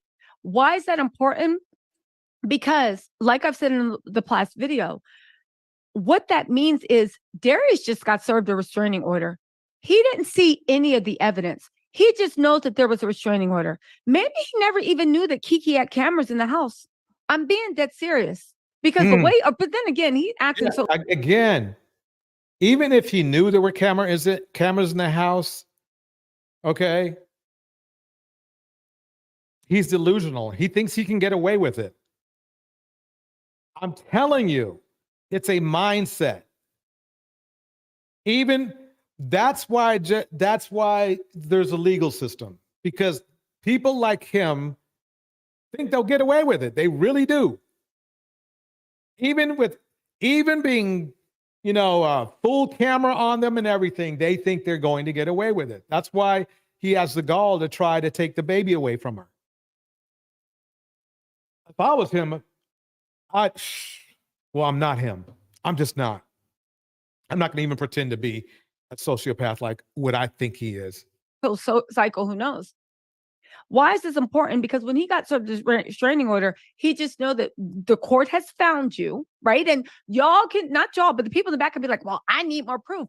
You don't count. The court of California said we have enough proof. Let's go, right? Right. When you have the restraining order, it just tells you that a restraining order has been filed against you. You have to stay 100 feet away from KeeKee and your son. I believe it's not 100 feet. I believe I thought it was 100 yards, because 100 feet ain't shit. I believe it's 100 yards. I'm not sure. Kevin, the lifestyle guy, is in the house. There was enough evidence, and there was now this is temporary. They are going to court December 5th. We will be covering this. Ada. When that happened, Darius's brother went on a campaign trying to paint KeeKee as the problem. Remember that tweet? I've never seen a more vile, more abusive, more this. Let me pull that tweet up, because every time I see that tweet, it just makes me roll my eyes so much and be like, Yeah, I hear that. Melanated Vessel, once again, he knew she should be out of his league. Yep. really tried it. Thank God that KeeKee actually had all her ducks in a row. Where is this tweet? Because the tweet was just so, oh, here it is. The Yeah. most He knew she was out of his league. When she went for it, he was on go from there. Exactly. Bars. disgusting, vile, abusive, manipulated person I've ever encountered in my entire life. Abuses almost everyone. Y'all will see. Just send positive energy to the babies. Any child in the middle of something like this does not deserve it at all. Little do we know, he's putting hands and feet all over the mother and probably was going to get to the baby soon enough. Oh, wow. So sad. Darius retweeted it. He liked it and he retweeted it. Until somebody jumped in this fool's comments and said, yo, because here's the thing. At this point, they didn't know the evidence KeeKee had. They have been slandering her name for how long? And some people were feeding into it. Oh, she shouldn't have been wearing that. You need to respect your man. She got a problem. She got all that mouth. She got she just want to be seen, as if that is an excuse for being abused. It scares me sometimes. What's actually going on in people's houses that they think that is acceptable? Honestly. Right. So let me get this right. When a woman who's grown puts on an outfit that, I'm going to be nice, bandits don't like, it's okay. But when a bandit goes into hands and feet mode, now there's a problem. I mean, there's not a problem. How many times have you seen online men ridicule other men for DV? More. And then on top of it, how many times have you seen men ridicule women for like every freaking thing? And then we wonder why the Black community is the way it is. To even write that or say, it's like, do you understand how cuckoo you sound? But anyway, they thought that they were going to go on this campaign because they have been systematically, and like her mama said in that video, you taught your brother how to abuse KeeKee, not just, but mentally, because Darius's baby's mom actually said that she is a victim of the mental, right? Of the mental. And yeah. Let's break this down like this. A lady says, melanated vessel, 100. My mom never taught me to be a doormat, and I never taught my girls that either. We don't have doormat women in this family, in my family. Bars.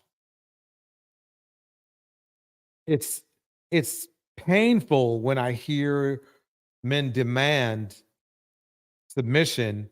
And do you know something? I looked back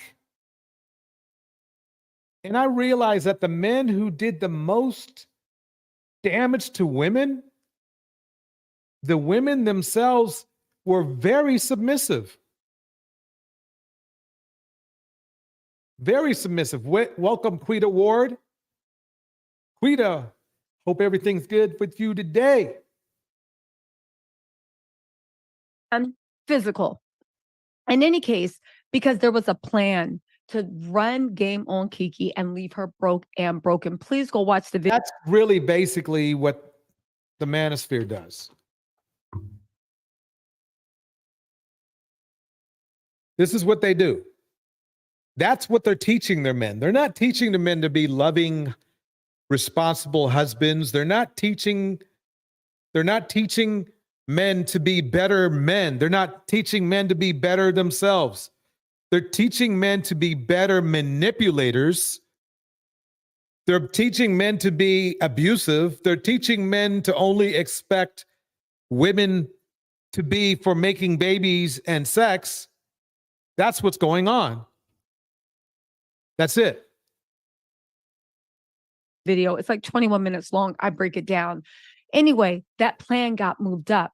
The thing that messed up was they didn't count on the fact that KeeKee had some sense.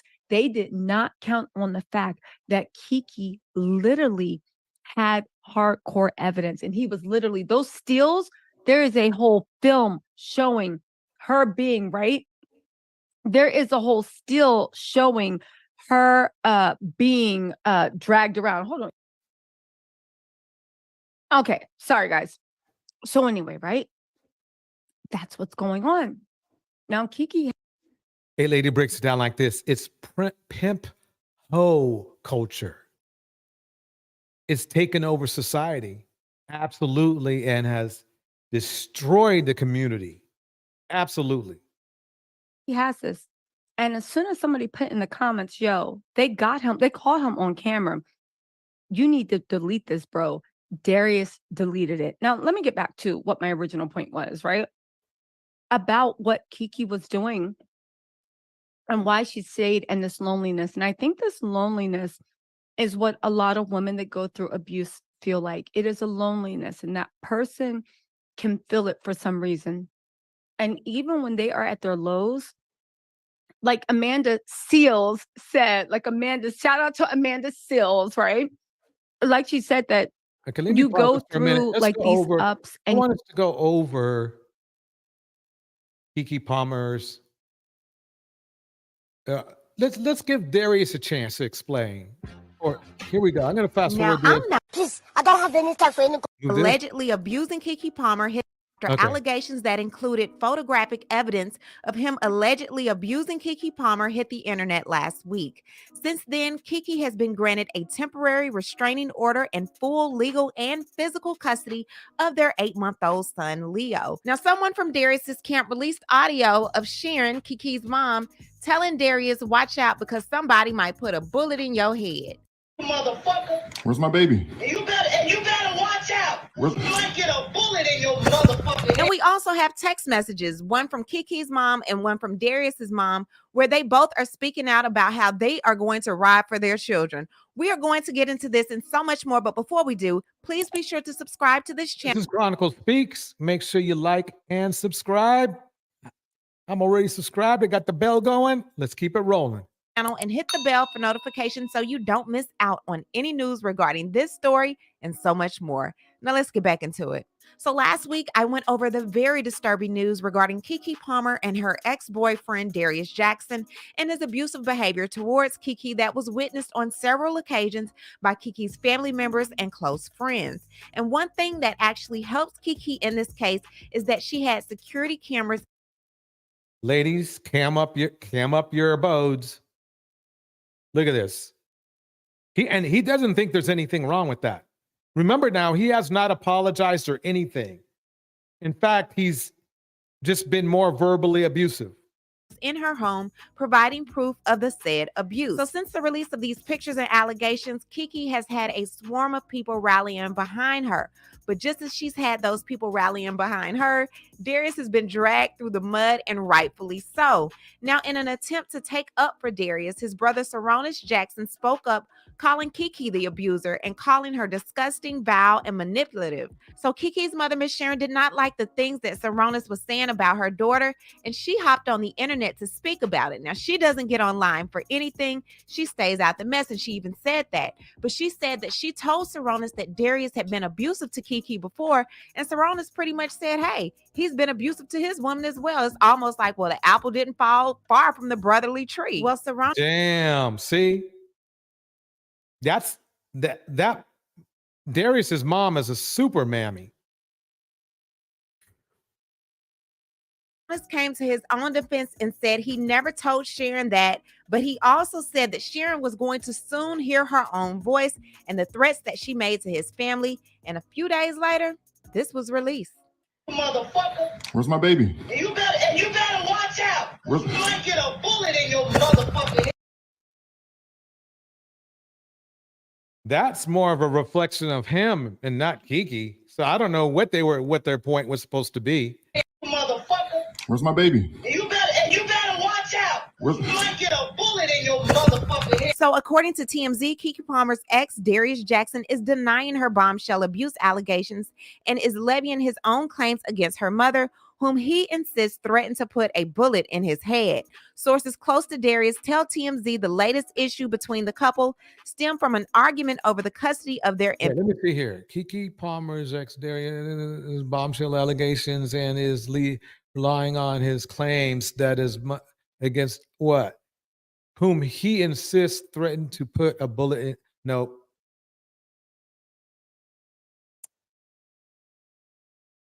But pathological liars, they love to try to manipulate through lies. Good luck proving it. Good luck. Son Leo. Per our sources, Darius had texted KeeKee about going to pick up his son to watch a football game last Sunday, but when he arrived to KeeKee's place, Leo wasn't there. From there, an argument between Darius Leo wasn't there because they had no plans for him to go to no game. He just went over there, and see, that's the problem. See, toxics don't care about boundaries or anything like that.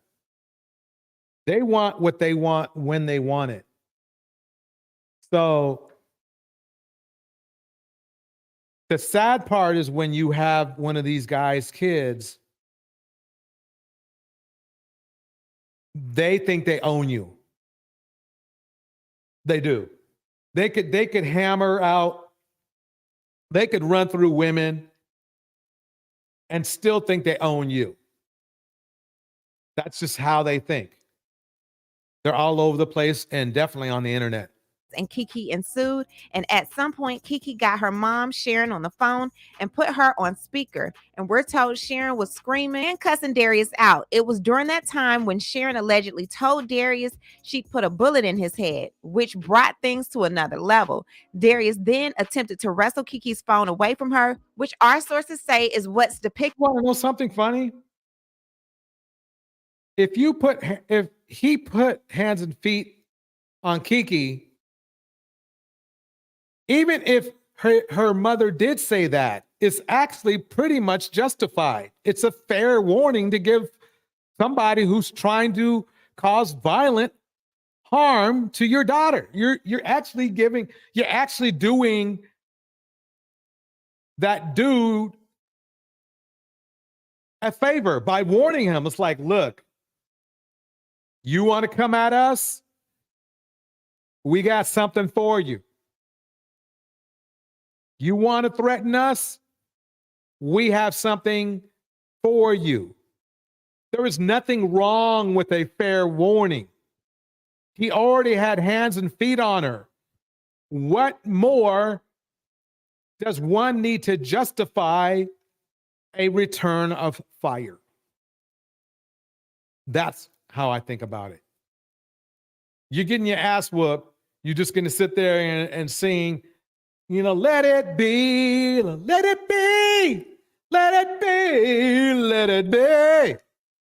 No, you're not going to do that. You're not going to do that. You're going to say, hey, look, do that again. And I have the right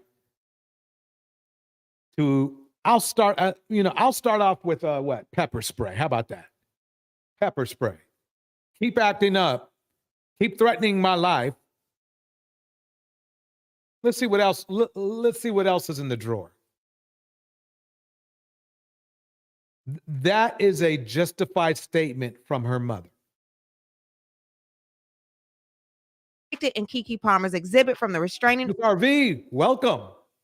Order filed last week, which shows them tussling and struggling on the couch. We're told Darius absolutely denies abusing KeeKee, and our sources say cops even came out and didn't find any probable cause. Ball-faced lie. You saw the cam. To arrest him for domestic violence. They didn't even file a report, we're told, which our sources say. That's very common, and that's why women don't like to file a report, try to attempt to file a report or call the police. Because guess who is number one in domestic violence?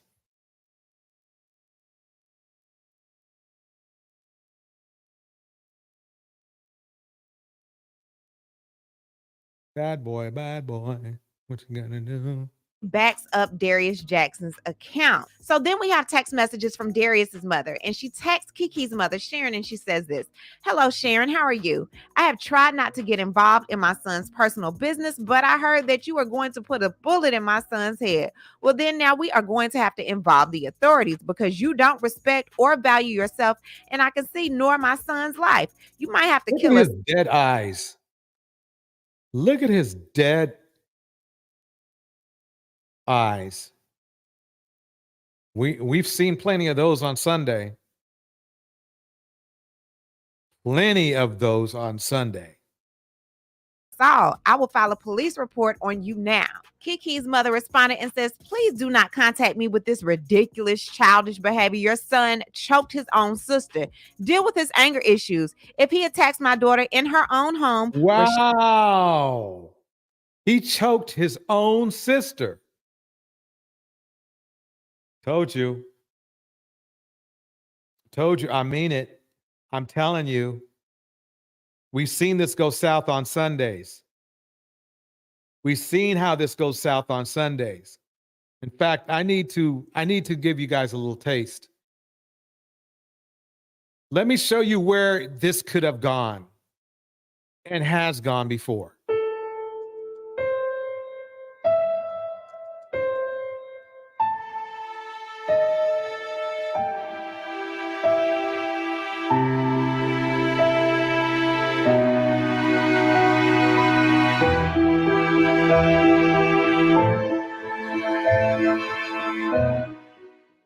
Von Boatner is considered armed and dangerous. A suspect Hayward police say shot and killed Monique Aldridge last Thursday at the home she shared with her boyfriend. This is the story of 29-year-old Monique Aldridge, a fitness trainer who was shot to death by her ex-husband and father of her 5-year-old child, Von Boatner, age 33, while in a home with her new boyfriend. Police Chief Brian Matthews says the victim from Oakland is currently at a hospital in critical but stable condition. Mr. Boatner and our homicide victim, Monique Aldridge, were previously in a relationship with each other, and the 5-year-old child located at the home at the time of the shooting was their son. Monique had moved on with her life and had found a new partner, but her ex-husband, who would not let that happen, tracked her while she was with her new boyfriend, then shot her 7 times in the head and then the boyfriend before fleeing the state, prompting the U.S. Marshal to start a nationwide manhunt. Hello and welcome to Twisted. Yeah, I'm wondering why he didn't take a plane out of the country. Huh, interesting. A lady breaks it down like this. DJ Torch and Friends Empowerment Network. Yes, he looks like a couple of light-skinned actors and ball players that are living on the street now. He looks mentally ill. That's in reference to Darius. That's in reference to Darius.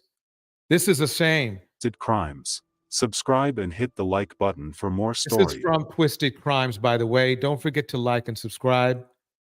Hayward police are now looking for a man accused of killing his former wife. This happened less than a week ago at her home in Hayward.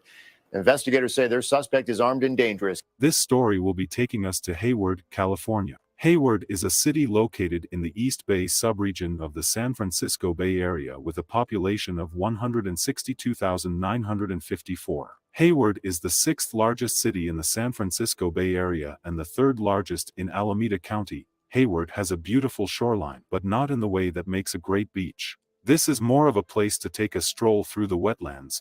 Monique Aldridge, a beautiful young woman, was someone who changed into a loving and formidable person who had a love and ardor for wholesome living, leading her to a profession in healthcare and beginning her very personal private training business.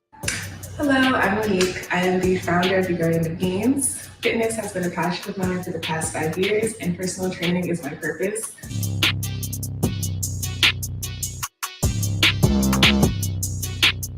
And I'm so excited to share what I've learned throughout my journey with you all. So feel free to holler at me and let's go.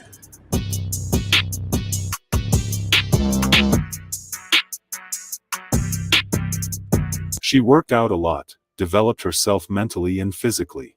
She graduated from University of California in Davis with a degree in biology after finishing high school when she was only 16. At the time of this incident, she worked in healthcare. Most importantly, she became a mother to a 5-year-old boy, which was the highlight of her life. She was looking forward to having another one before things went south. Monique, who was married to Vaughn Boatner but divorced few years ago, was a hardworking wife who any man could have asked for.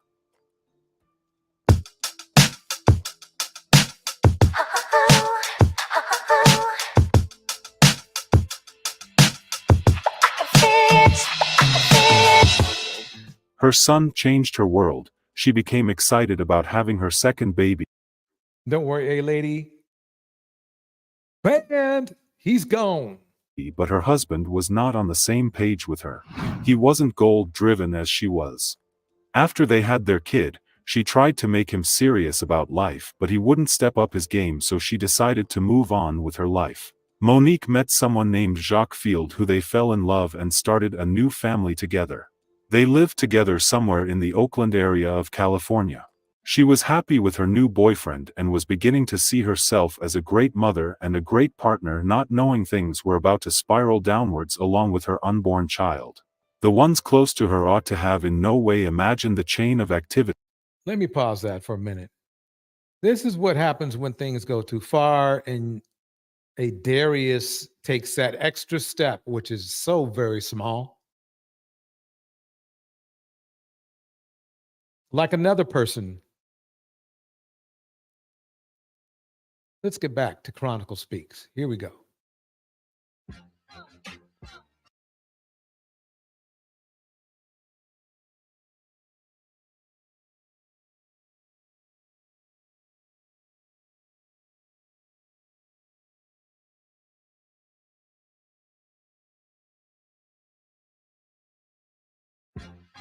There we get going. And you better watch out. You might get a bullet in your motherfucking. Threatened to put a bullet in his head.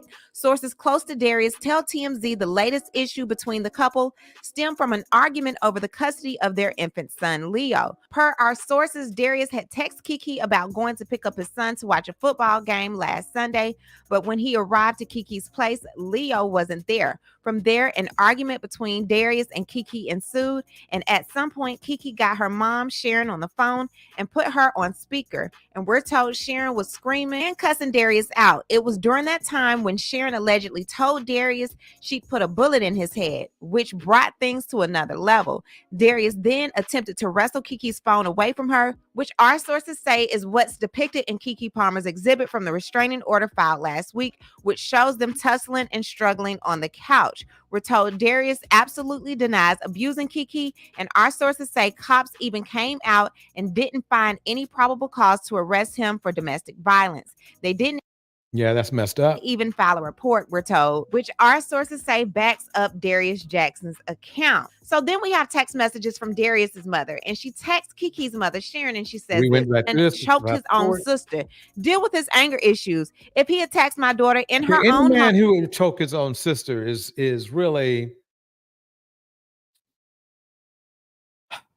a menace to society. Yep.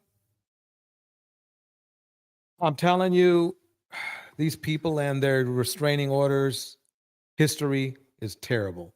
home where she pays bills, he is trespassing and anything can happen, so he should stay away. You should be very ashamed to have raised a man who fights women. Well, needless to say, it doesn't seem like any further text messages were made after that.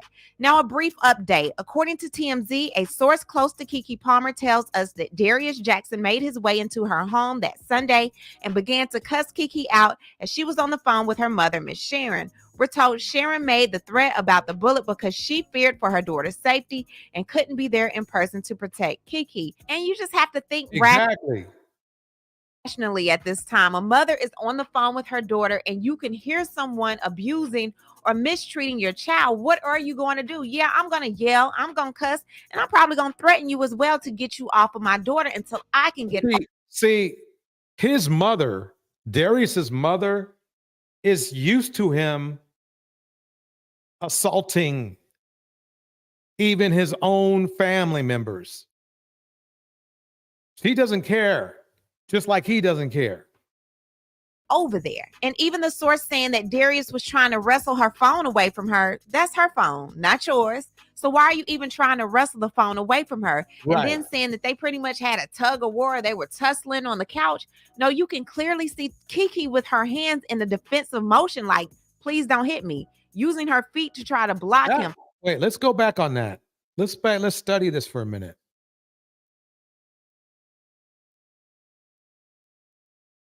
Okay, this is not a good look. Look, he looks like he's about to give her a right cross.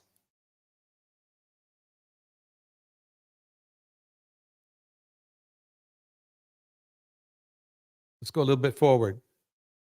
See the narrative that they're trying to spin with this situation. It's not making any sense to me. Now, many of you commented in my last video, like, why? Let's go back on that.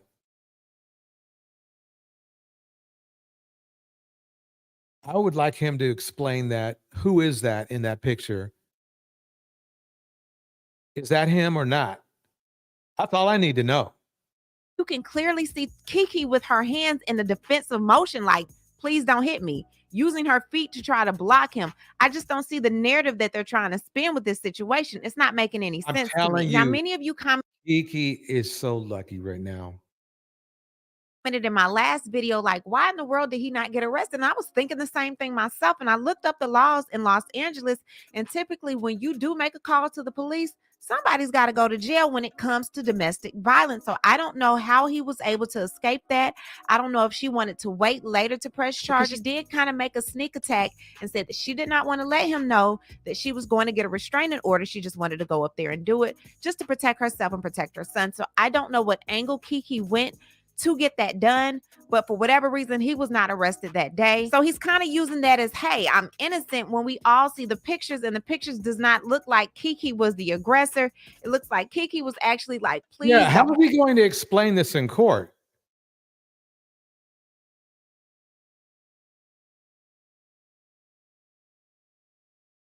How's he going to explain that? Hurt me, don't touch me, like literally scared, and he's towering over her. And this wasn't the first time this happened. This wasn't even the second time this happened, allegedly, according to KeeKee. So I don't really know what's going to happen with this situation. Obviously, there was enough evidence for the temporary restraining order to be granted for not only KeeKee, but also for him to stay away from her son as well, for him to not be able to have any types of firearms. He can't make any comments about her. So these comments that are— that's what I love about restraining orders, is that when you get one, it disarms the perpetrator. Let's call it that. The perp. Coming out. They're coming out. We don't know who's making them. We don't know how they're getting out. We don't know how this audio got out. But Serranos did say that the audio was going to be released. 2 bandits in one. 2 bandits, 2 bandits, 2 bandits in one. They could have had a nice acting career or whatever, but they ended up with that same old pathology that keeps proving Cynthia G correct every freaking time. They could have been valuable, high value men for real, but nope, they chose differently. Then 3 days later, there you have it. I need to hear from you. What do you think about everything going on with KeeKee Palmer? We're really not going to know anything until this court date on December 5th, as far as how— Okay, so December 5th is a court date. That's a long time to wait, especially when you got somebody like that around. But I guess that's what the restraining order is all about. Here we go. We're gonna break it down. Let's check out what's going on with this is Darius' brother. This is pretty much just to hammer home the type of person he is. Wait, do I want to go here though? Let's go over Darius' brother real quick. There he is. Hey y'all, what's up? Jamie, that's me here. Welcome back to the channel, honey. And this is Jamie, that's me. Please like and subscribe. Her name is Jamie, Jami, that's me. welcome back to another quick chat. Now, girl, listen, we have to talk more about the Jackson brothers and their baby moms. Well, really more so, we're going to be talking about Serranos Jackson and his baby mom, known as Miss Dominique Perry, okay? Now, for a lot of people that's been somewhere under the rock, don't know what's going on. KeeKee Palmer came out to, or at least stories and details about KeeKee Palmer was released about her wanting to get full custody of her son, and also allegations about abuse, along with snapshots of photos of her, being abused by her baby father. And New York to SF says, brothers of dusty feather flock together. I like that one. Ex-boyfriend, okay? There was a lot going on, so much so that Saronis Jackson, which is the brother to KeeKee Palmer's baby daddy, okay? Saronis Jackson came out. He gave his opinion, said whatever he needed to say. That prompted KeeKee Palmer's mom to come out and go slap the off, okay? Slap off on him. Now, shortly after that, we ended up seeing that Miss Dominique Perry, came to the front with a particular post over on Instagram. And what it was a post of Michael Jackson, okay, in the Thriller the lady movie, breaks or it the down Thriller. like this. Women aren't completely safe anywhere. We need pow-pows, tasers, cameras, and block buttons. Absolutely. Absolutely. Bars. Video where he's eating some popcorn, smiling as he's watching this scary movie. So a lot of people kind of took it as, oh, Dominique, you're trying to laugh at KeeKee's situation or whatever like that. But I don't think that's what Dominique was doing. I think it was more so like, okay, girl, let the games begin, because these brothers are surely a fool. Okay, I know what you're talking about. I know what you're going through, right? Well, because people was giving her so much, flack for it, she decided that she was going to put a post up. And this is what she said. She says, there was a repost of a post I made on yesterday. There are situations where you laugh to keep from crying. Let me give clarity. I would never laugh at anyone that is subject to domestic abuse, female or male. As it's known, abuse, okay? She says, as it's known, abuse comes in different definitions, silent and physical. Only the people enduring such behavior truly understand the effect. Women have been manipulated, abused, lied on for centuries, and put their head down for the fear of not being believed. We need to stop being afraid, she says. She goes on to say, I may not be at the highest platform in my career just yet to be heard and or supported by the public, but whenever that time comes, everyone will listen. God is in control of my steps, and I'll respond accordingly. I will be vindicated in his timing. Pray for the abusers. The protected babies will always be fine. Okay. So this is what Dominique said. So when she said something like, I'll be vindicated in his timing, I'm over here like, well, what exactly does that mean? I still really don't know what she means by she'll be vindicated in his timing. And that to me was like, I know you're not just talking about the post that you made, with Michael Jackson laughing or chewing on the popcorn or whatever. Right. It must be more to the story. Well, leave it to Radar Online. They're definitely going to go and get the details, because obviously there could be more to the story. So this is an exclusive from Radar Online. And this is what they're saying. They're saying brother of KeeKee Palmer's ex locked in a bitter custody war with insecure co-star Miss Dominique Perry. So they're saying, let's get into it. All right, they're saying, according to court documents obtained by Radar Online, Darius's brother, Mr. Saronis Jackson, filed a petition to determine parental relationship against his ex, Miss Dominique Perry. Now, I can't say they're in on the hustle. That she's his ex, because I always understood them as just being, people that were smashing each other. It was never understood that they were together. But either way, they do have a beautiful 5-year-old daughter whose name is Zen, okay? And she carries the last name Jackson, okay? She's a beautiful little girl. But they're saying in his petition, which was filed back in September. Now, see, Saronis, we told you should have kept your mouth closed. Because, see, had you kept your mouth closed, your tea won't be pouring out now. Yep. Okay, because remember, you were saying all this stuff about a negative person, a manipulative person, or whatever. KeeKee mama responded, and then you felt the need to say, oh, well, I never said that to Miss Sharon.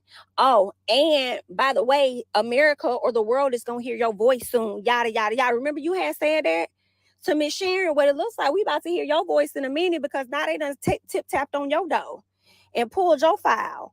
So now they're saying in his petition filed in September, Saronis said his daughter lived in California. He asked that the court award him joint legal and physical custody of his kid. So I feel like he asking for that joint because he don't want to have to pay no child support. But see, that's right. Nothing else. He didn't care about the child before. Melanated Vessel breaks it down like this. I really wish they'd teach about abusive behavior in schools. Oh man, that's such a great idea. And definitely more about personality disorders like narcissism, etc. More bars. It would have saved so many. Well said, Melanated Vessel. Well said. just what I'm thinking. Right?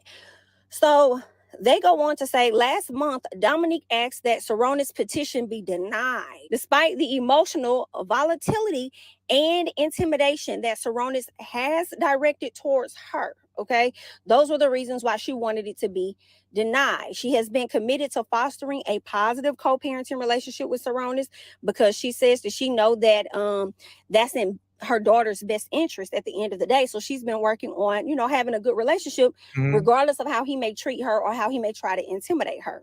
Yeah, there's a point though where toxic is toxic. I mean, you want the father of your child in your child's life, but you have to measure that against risking your own life and your child's life.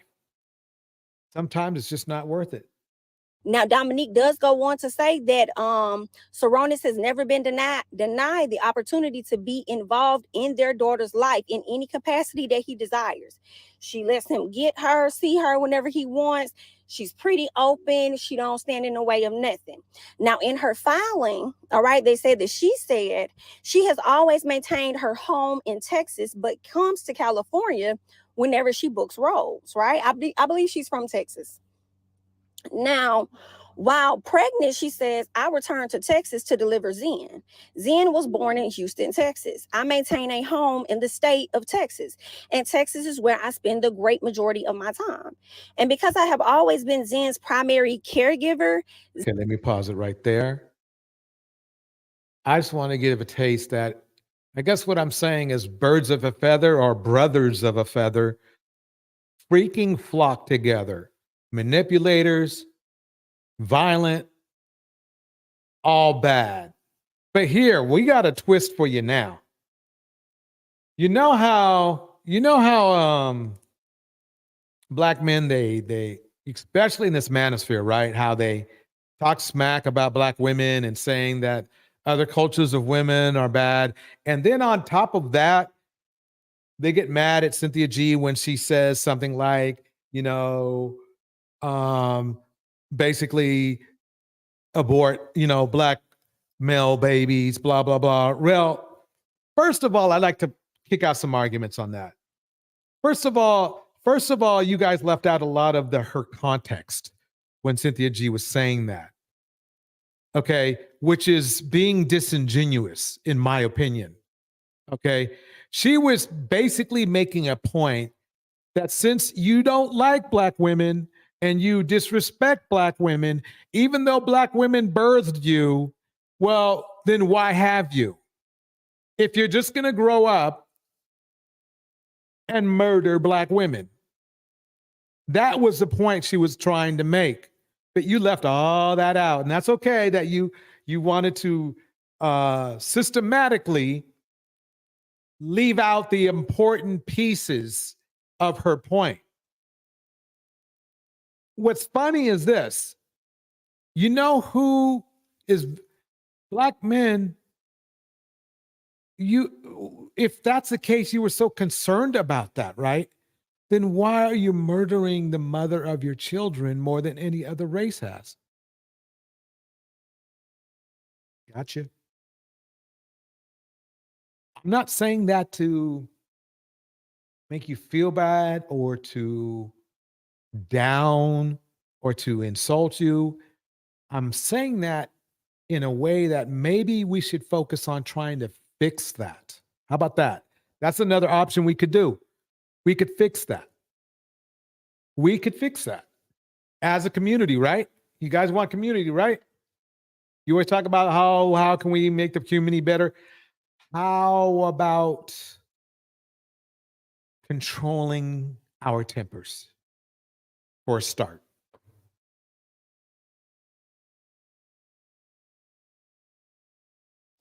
That is what's going down. Thank you, New York. You know, in New York, this SF breaks it down like this. Your prior analogy on a Mary show about a baby bear growing up to maul you to death is brilliant. And that's exactly what happens. If you could see in the future that you are birthing somebody who would become a monster, would you do it? If you were a man and you could have a kid, somehow you could have one, and you knew in the future that child would grow up to maul you or destroy multiple families, would you nurture that child? It's a hard, logical answer. It's a hard, logical answer, but that's basically the point Cynthia G was trying to make. Why would you? It wouldn't make any sense.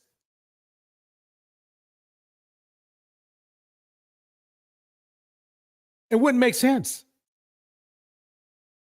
But let's get into this next part where the Manosphere loves themselves some non-Black women. They say they make better mothers in the Manosphere. How about this one? Boys! Peanut! A mom in Kentucky is behind bars charged with murdering her 2 young sons. We're talking with Colonel Alex Payne, Chief Deputy at the Sheriff's Office, about the investigation so far. Welcome to Sidebar, presented by Law and Crime. I'm Jesse Weber. A horrible situation to talk to you about right now in Kentucky. A 32-year-old woman, Tiffany Lucas. I believe this is called Law and Crime. Let me verify. Yeah, Law and Crime Network. Please like and subscribe. There we go. Let's listen. Accused of shooting her own children. Bullitt County deputies arrived at a home in Shepherdsville, that's south of Louisville, around 11 a.m. on Wednesday.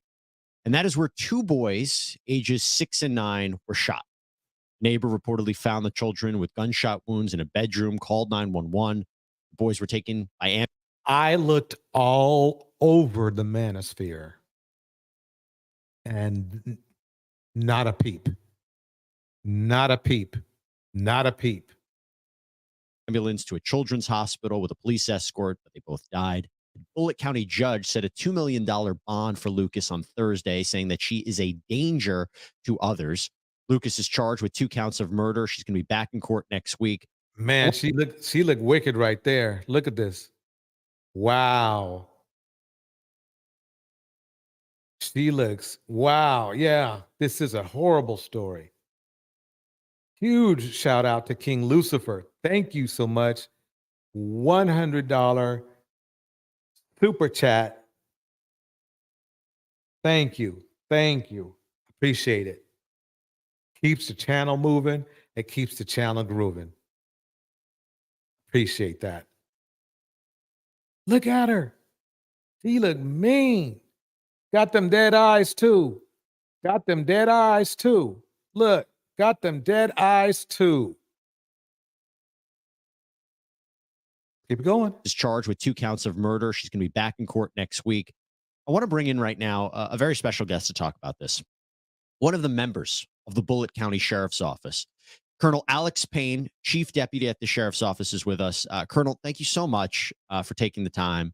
Really difficult case. I really just want to start off, how is the community reacting to Perfect Nails? You named it, and welcome. It's good to see you, Perfect Nails. If this was a Black woman, they would be blaming Cynthia G. Bars. Exactly that. But instead,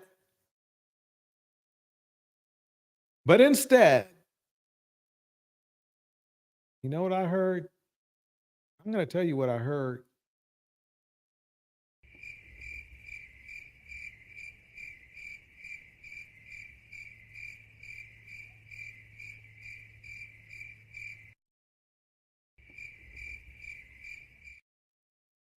That's what I heard.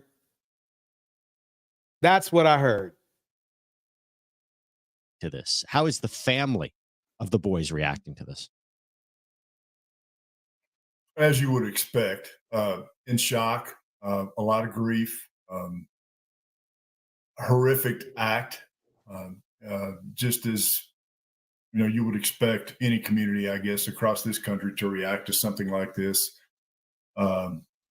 It's shocking. It's something that you never want to confront, but unfortunately we have. However, we have a strong community here in Bullitt County, and they're supporting the loved ones, the family of these young children. In your career in this community, have you ever seen anything like this? No. Yeah.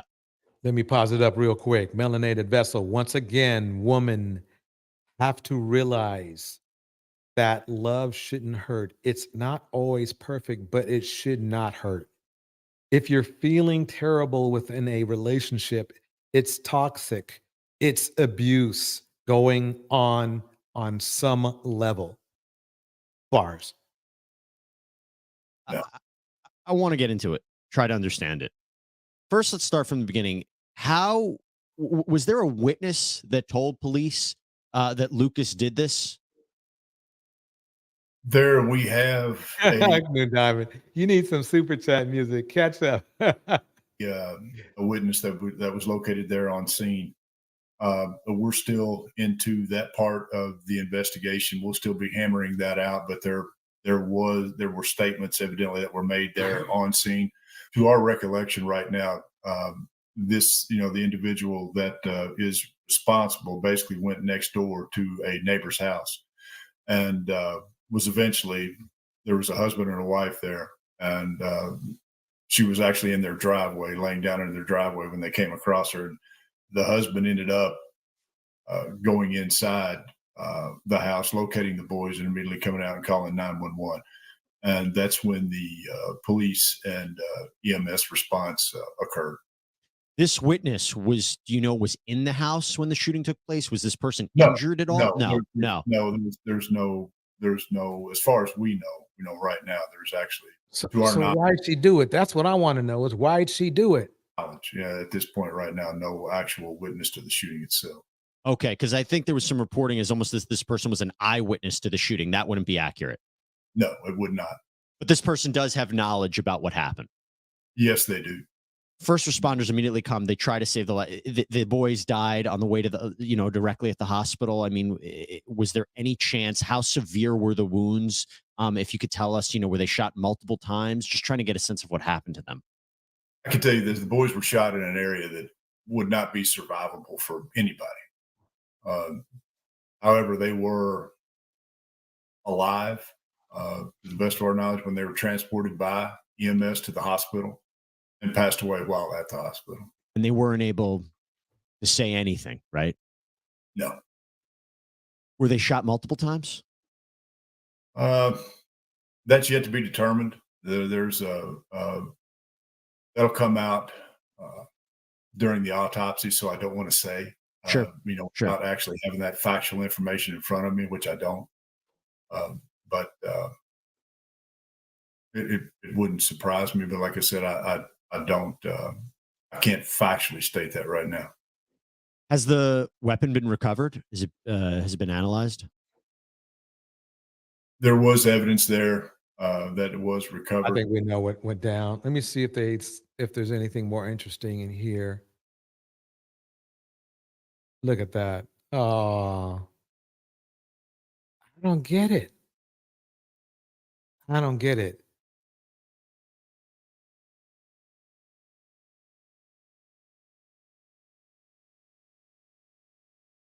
That's just.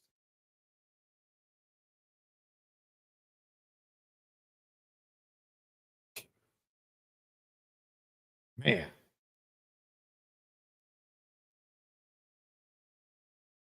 Well, I'd like to remind everybody we have a huge live stream tomorrow on Misogynoir. I believe that's the way you say it. Huge live stream tomorrow. Got to make sure you make it. Let's play a little bit more. I want to find out if we can find out. But, that's something that we don't do initially, right? Until we Mirandize that individual, until we start. And then, of course, detectives. She was taken away from that scene, brought to one of our facilities and interviewed there. And during that time, and, we avoid, any conversations, any questions, anything like that. So there was none of that until the detectives got there and then went about the proper process of that interview and interrogation. Anything you could tell us about that interrogation? No, sir, not right now. Unfortunately, no. I understand.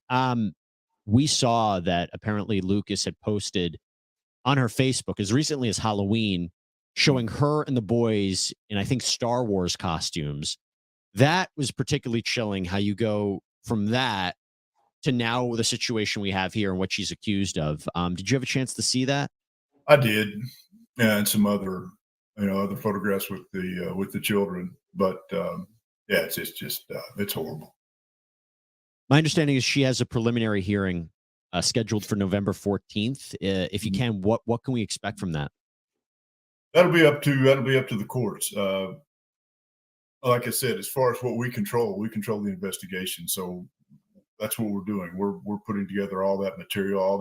You know what I'm going to do? I'm going to do some more research on this and talk to my team and see if we can have maybe, squeeze this. Maybe if we can find out more about this and put it in on our Sunday show, that would be something to see.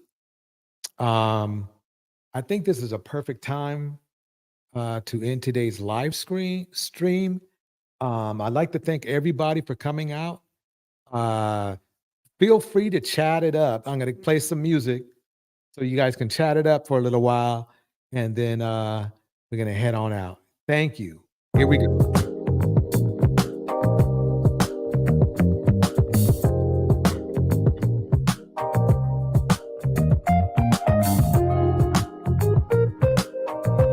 All right, everybody. In the house. New York SF. Street D-Tox. I'm your dream. Hey, lady. New Diamond.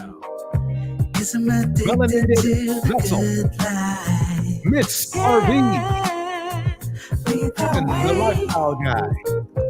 Perfect Nail. Big shout out and big thank you. The King